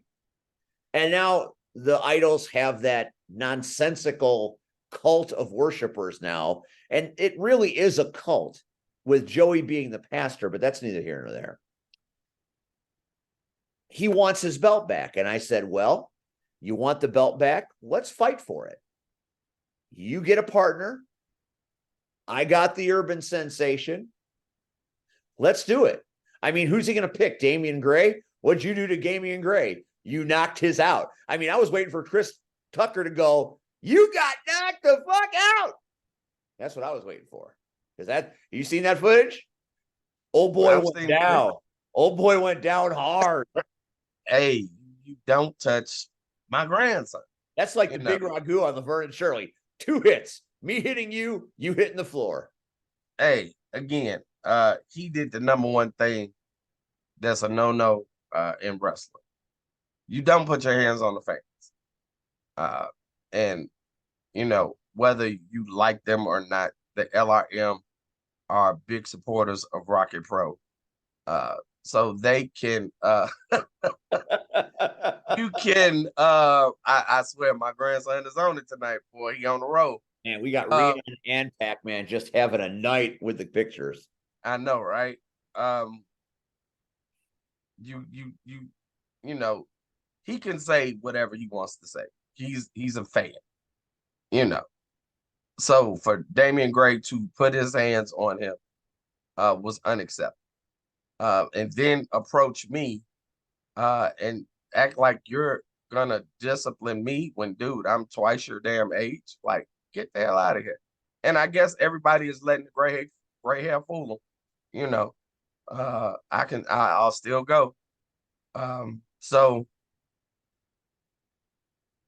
I did what I did, and Damian Gray will get his this Saturday, as he has to face none other than Maximus Orion. Orion versus Gray with Cade in his corner. I told Joey this. I said, if the Idols go after Maximus, I'm leaving commentary. Don't care. Gonna grab my chair, take my chair, and I'm coming in swinging like Babe fucking Ruth. It's not gonna go down like that, Red. Should have said Hank Aaron, but I get the metaphor. So. Thank you. I appreciate that. So that's going to be a hell of a match. Maximus Orion wins that match all day long. Every day. I agree. Damian Gray, he's gonna trip over his own hair grease. He's gonna knock the slick right out of his hair, and that is still one of my favorite wrestling team pictures in history. That's amazing. We are dealing with qualifying matches for the Rocket to the Top match that happens, I believe, at Harvest Havoc, in which the briefcase is suspended above and you have to climb the ladder to get the briefcase to get a guaranteed title shot. and we've got quite a few of those matches happening. We have got the Flower Child, Theo Strong, versus the scumbag attorney Eric Schultz of the Undeniable, Again? versus Skylar Reed of the Undeniable, versus Rockstar Johnny Nye. So one of those men is going to win that match and get a shot to be in the Rocket to the Top ladder match later on this year. Though I don't know a lot about the Flower Child, dude looks like he can fight. I know all I need to know about Eric Schultz, and I know all I need to know about Skylar Reed from the Kings of the Six. And then we know that the Rockstar might be the most over personality in Joliet right now because that crowd was chanting Rockstar. So I'm going with the Rockstar, baby. Johnny Nye goes to the Rocket to the Top ladder match. Damn. For the fourth time. We agree. But I agree only because I Blame don't think Canada. Absolutely blame Canada. I don't think it's gonna be a 4-way. I think it's gonna be a 3-way. Because I don't see Schultz making it out of the hospital from the night before. You might be right about that. If he Hard does, Subject to change. that in itself will be a miracle. However, you've got two members of the Undeniable potentially working together for Damian Saint's gain. That's an interesting thing that I just realized. Yeah, but here's the problem. Here's the funny part. No, here's the problem. But again, it's the funny part, right? No, Okay. not but again, and not for the funny part. When you're in there, you realize I have a chance to make it to that match, right? I have a chance. He is on it hard. That's the most disturbing picture I've seen today. Ain't it? Because it is so perfect. Oh my God. I see if Schultz makes it again. Yeah, they've got their orders from Damian Saint. But I see in Reed and I see in Schultz at some point it's going to be less about the team and more about me. And I think Johnny leaving the Idols, he is quite aware of what shenanigans might be pulled. And I just see in him being able to outsmart and outwit Reed and Schultz. Again, the wild card in this is the Flower Child. And we don't know what he's going to bring. But I honestly think the time is now for the Rockstar Johnny Nye. So I'm going with Johnny. In the other Rocket to the Top qualifying match, you've got Devin August, Kings of the Sixth, versus Sam Knight, making his Rocket Pro debut, versus one half of the tag team champions, the final level, Shogun Chris Logan, versus Koalak Samana with Kaylee. Wait, that's that. Just in case, because you haven't been there. Sam Knight has been there before. He was there in the first season of Rocket Pro. Oh, I did not know that. Thanks, Riyadh. I'm sorry about that. Not a problem. Well, thank God Riyadh was there to pull me out of the fire yet again. Well, welcome back, Sam Knight. It's nice to meet you. And he had a very spirited promo, and I think he feels like maybe a return to glory is in order. Red, how do you see this going? There's a lot going on here. I'm going to put my money on Logan. But to me now, Sam Knight is a good friend of mine. He's done some business for me in the past. Of course, that most people have. So Hell, he's probably ARC. He's worked for the ARC, not part of. Uh-huh. But the one, so I want Shogun, and my pick is Shogun. But again, like I said before, and I'll be there with you, I would not be surprised if it's Koa. I'm not. Koa at Rocket Pro has done amazing work and some insane work. And I can see him doing something super insane to make sure he walks away with the qualifier so he can be entered into the Rocket to the Top match. I that's my pick. I believe Koa and the Red Wave Army come into Joliet with a plan.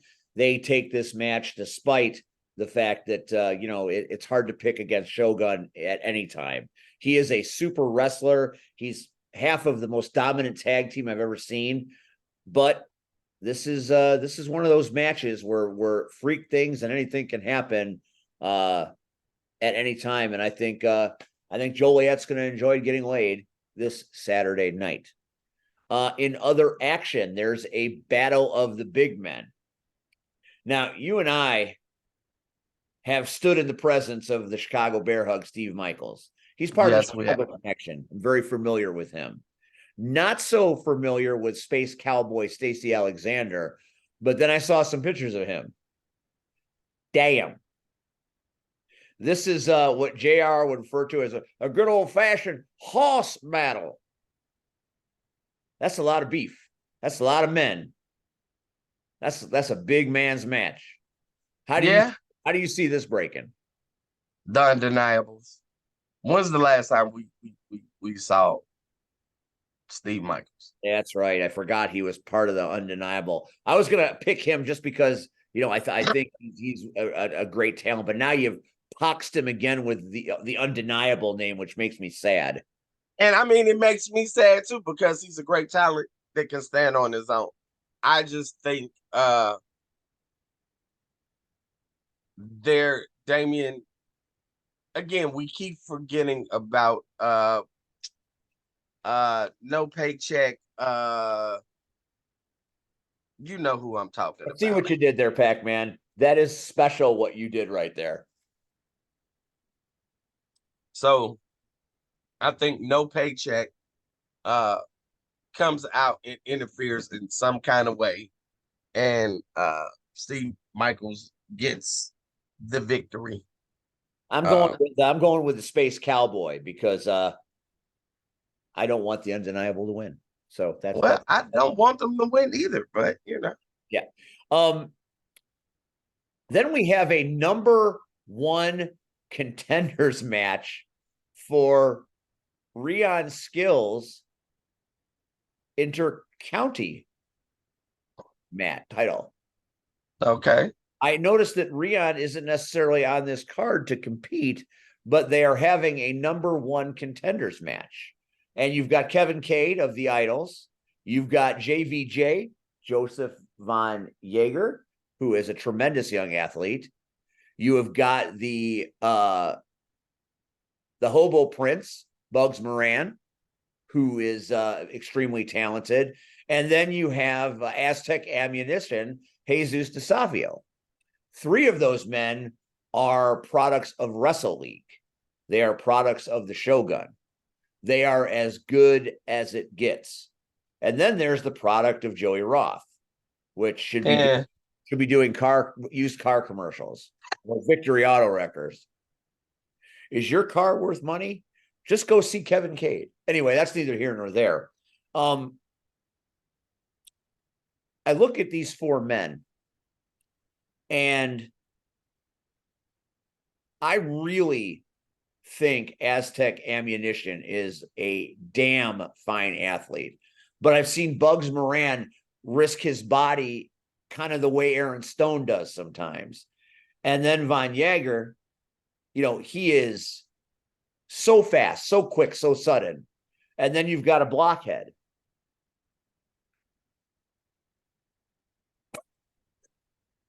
I don't know, Red. I'm thinking that I'm going Von Jaeger. this one's going until the door falls off the car. I'm going with DeSafio. And I'm going with my Von guy Jaeger. Jesus. He's Going with Von Jaeger. All right, so there we go, guy. We're not agreeing on this one, but I am agreeing that picture was perfectly timed. So Rion Skills will have to fight one of these men at Harvest Havoc, perhaps. Rion, what are your thoughts on this match, since it in the future directly involves you?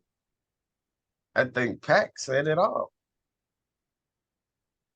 Pac, throw that picture back up.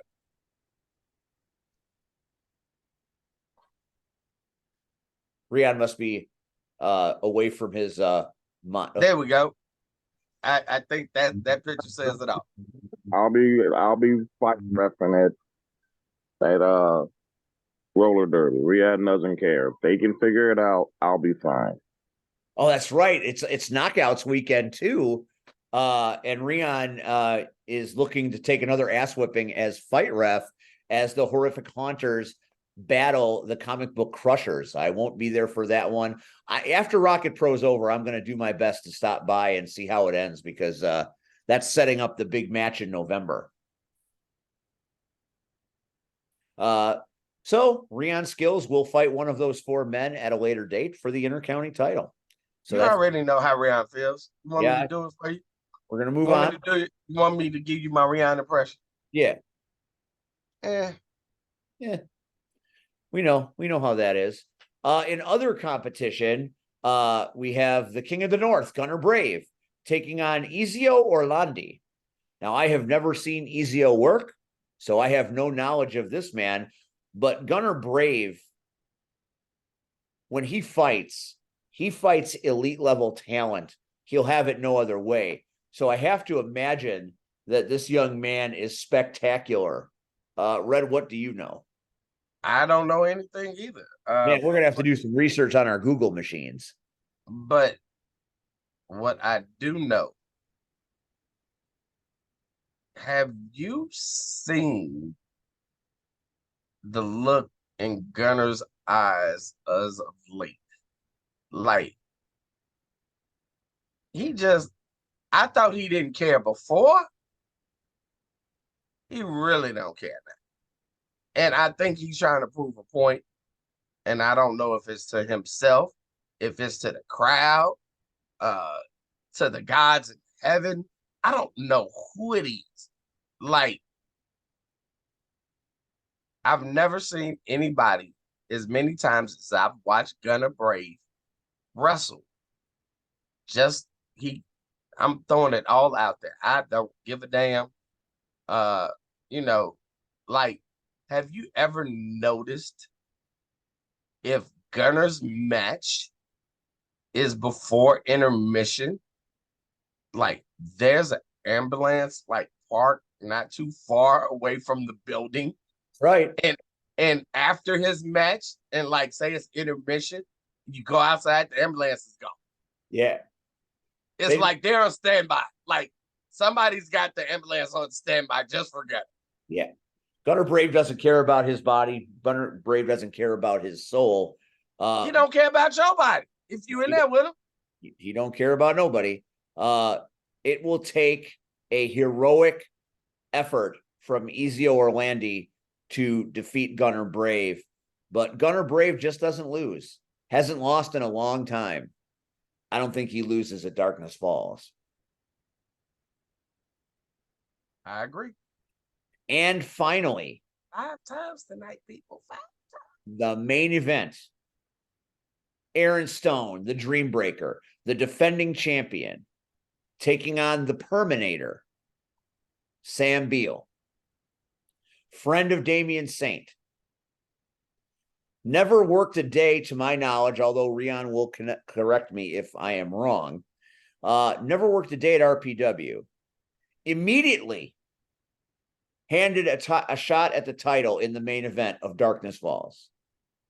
Didn't earn it. Didn't do nothing other than know Damian Saint. I have a problem with that.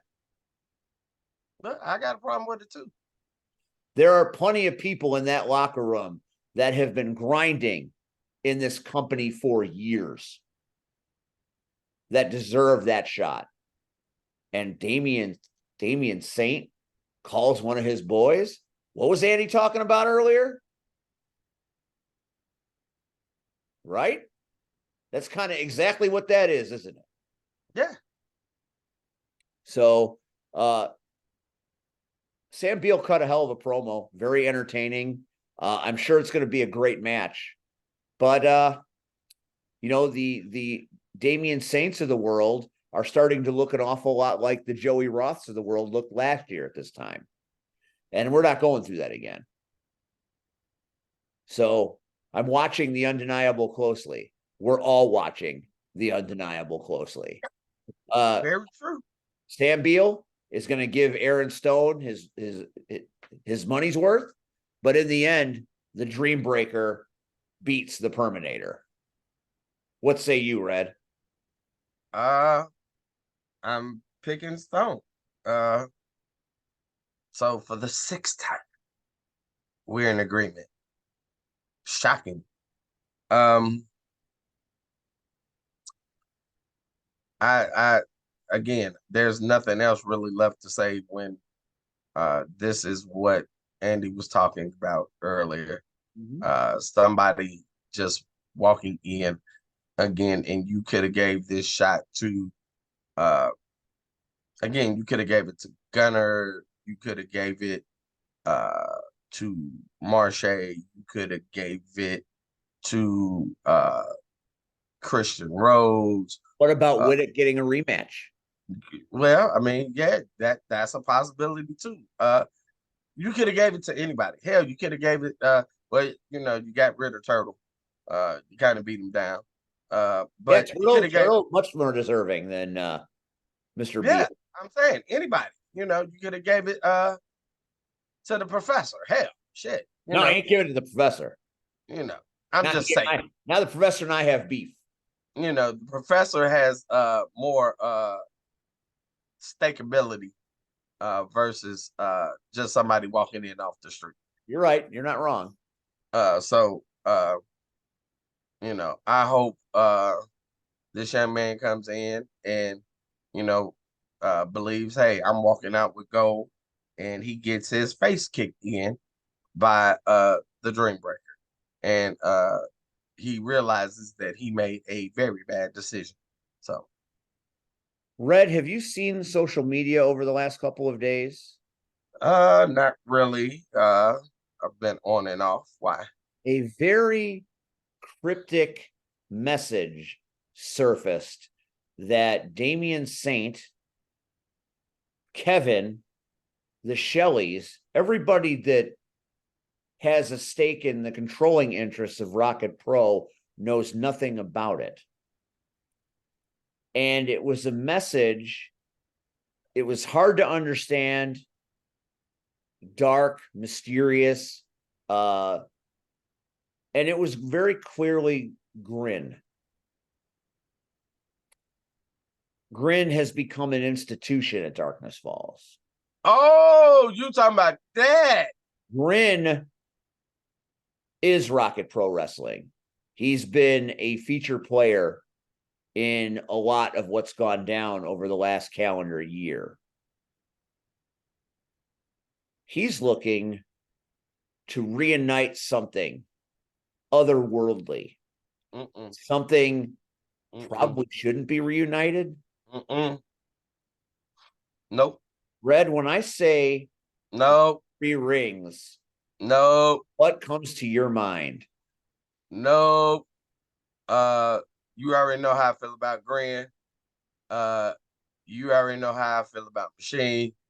And my face already says how I feel about Sinister. And then you put the Ringmaster in there to let these fools out their cages. No, thank you. So I tell you what, you will be on commentary by your damn self if they all show up. Because if they do, I want no part of it. I am out the door. I'm headed in my car and headed back to Chicago. So you better pray to God that they don't show up for the first damn match. And guess what? Because if they do, Good night. Bye-bye. See you later. I don't know why they're coming. I don't know what this even means. But all I know is the shockwaves through Joliet that this promo video sent. Everybody remembers this group. And not all of it for good reasons. That's the point. That is the point. Understand. I don't know what they're doing. I don't know. What are they coming in to do? Oh yeah, that's when Grin was sitting next to you, getting all comfy and cozy. And I didn't like it. You already know I didn't like it. I know you didn't. Grandson, please put that picture there. Please take that picture there. Make it red and shady.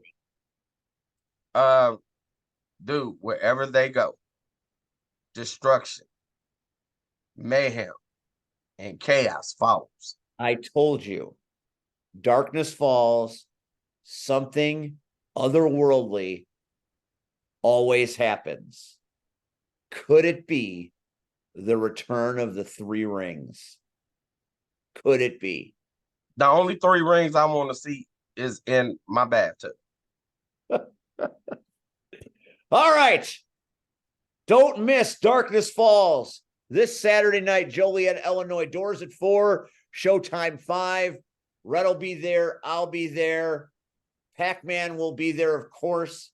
It's going to be a hell of a show. Darkness Falls always is. I guarantee it. If you come out to St. Joe's Park, you will leave with your mouth going, ooh, what the fuck did I just see? It's going to be amazing. It's going to be a hot night. Will the 3 rings show up? That's the grossest picture I've ever seen. Never show me that again. Get your nasty ass bathtub off my screen. So big wrestling weekend. You know, just to be fair, if I wasn't working at Rocket Pro, I might go to Dreamwave to see Christian Rose take on Jason Hades one more time. That man I would love to see that. has all the juice. I would love to see that. Plus, that special guest and the Dreamwave crowd is always so phenomenal. And then if you're in Homewood, obviously the knockouts are working this weekend. It is the semifinals match between the Haunters and the Crushers. The winner will take on the Punk Rock. Is it the Punishers? No. Fuck, why can't I remember? Rion, help me. Why can't I think of the red team's name? What the? I am, Jesus Christ. This is a senior moment. Now I'm gonna find it. Red, wrap this up while I research this. So, ladies and gentlemen, first of all, thanks to our guest, the Hot Rod Daddy, Andy. Thank you for your time, your support here at the Power Hour. We love you and support you in everything you're doing. And we wish you the best of luck this week at Frontline. Again, the horrific horrors, Hunters. There it is. There, Steve, the graphic. Now, I know them. Retro Rumblers. The Retro Rumblers beat the Punk Rock Punishers. So the winner of this match takes on the Retro Rumblers for the Golden Skate in November. And finale. There we go. So, if you're not busy, lots to do. You can come out to Crown Point, Indiana, early. Again, doors open at 1. Show starts at 1:30. So you have time. Trust me. To CC3, and then you could either come on down, and we suggest that you come to Darkness Falls at Rocket Pro in Joliet. If you're closer to the LaSalle area, Dreamwave Wrestling will be going on. Rose, that's a banger, a guaranteed banger. And if you're Homewood. in Homewood, you can go see the Chicago Knockouts as the 2 teams collide. So the 2 teams can make it to November for the Golden Stick skate. And yes, there's Chet. He's pushing some mushrooms. That's his brand new Berwyn style fried mushrooms now on sale at Captain Dave's Galley. So you can have some awesome fried mushrooms this Saturday night while you're watching Darkness Falls. Pac-Man, the LIM is going to be there, right? In full force doing their thing. We'll be there in full force, and tomorrow we'll be celebrating Jack Gunderson's birthday. Oh, Yay! yes. Awesome. And make sure, Pac-Man, you buy me some mushrooms. I got you, Steve. Awesome. Next week on this show, we will have one of our favorite guests making a return appearance. None other than Max Holiday will be working with us next week because I feel like he's going to have a lot to say about a busy weekend. And I want to talk about a boot that was thrown recently, and I thought this was a very good time to do it. So next week, the Power Hour presents the one, the only Max Holiday, as Red and Max come together for the first time since the boot heard around the world. That's right. Here on the Power Hour, we love each other so much that we want each other to face our demons. You're welcome, C-Red. You're welcome. Thanks to Daddy Andy. Like Red said, this is the Power Hour. Come watch wrestling this weekend or roller derby. We will see you next Tuesday night. Also, don't forget, December 19th, it's C-Red Appreciation Night. The plans are coming together. It's going to be a hot night. You're going to want to go see it. We are going to roast. It looks like this now, Rian, so it doesn't look like that. We are going to roast C-Red like a Christmas turkey on December 19th. Don't miss that. Thanks for watching. We'll catch you next time. Thanks to Pac-Man. Thanks to Rion Skills. Thanks to the Urban Sensation. And thank you for watching. We will see you next Tuesday night. Good night, everybody. Good night, everybody.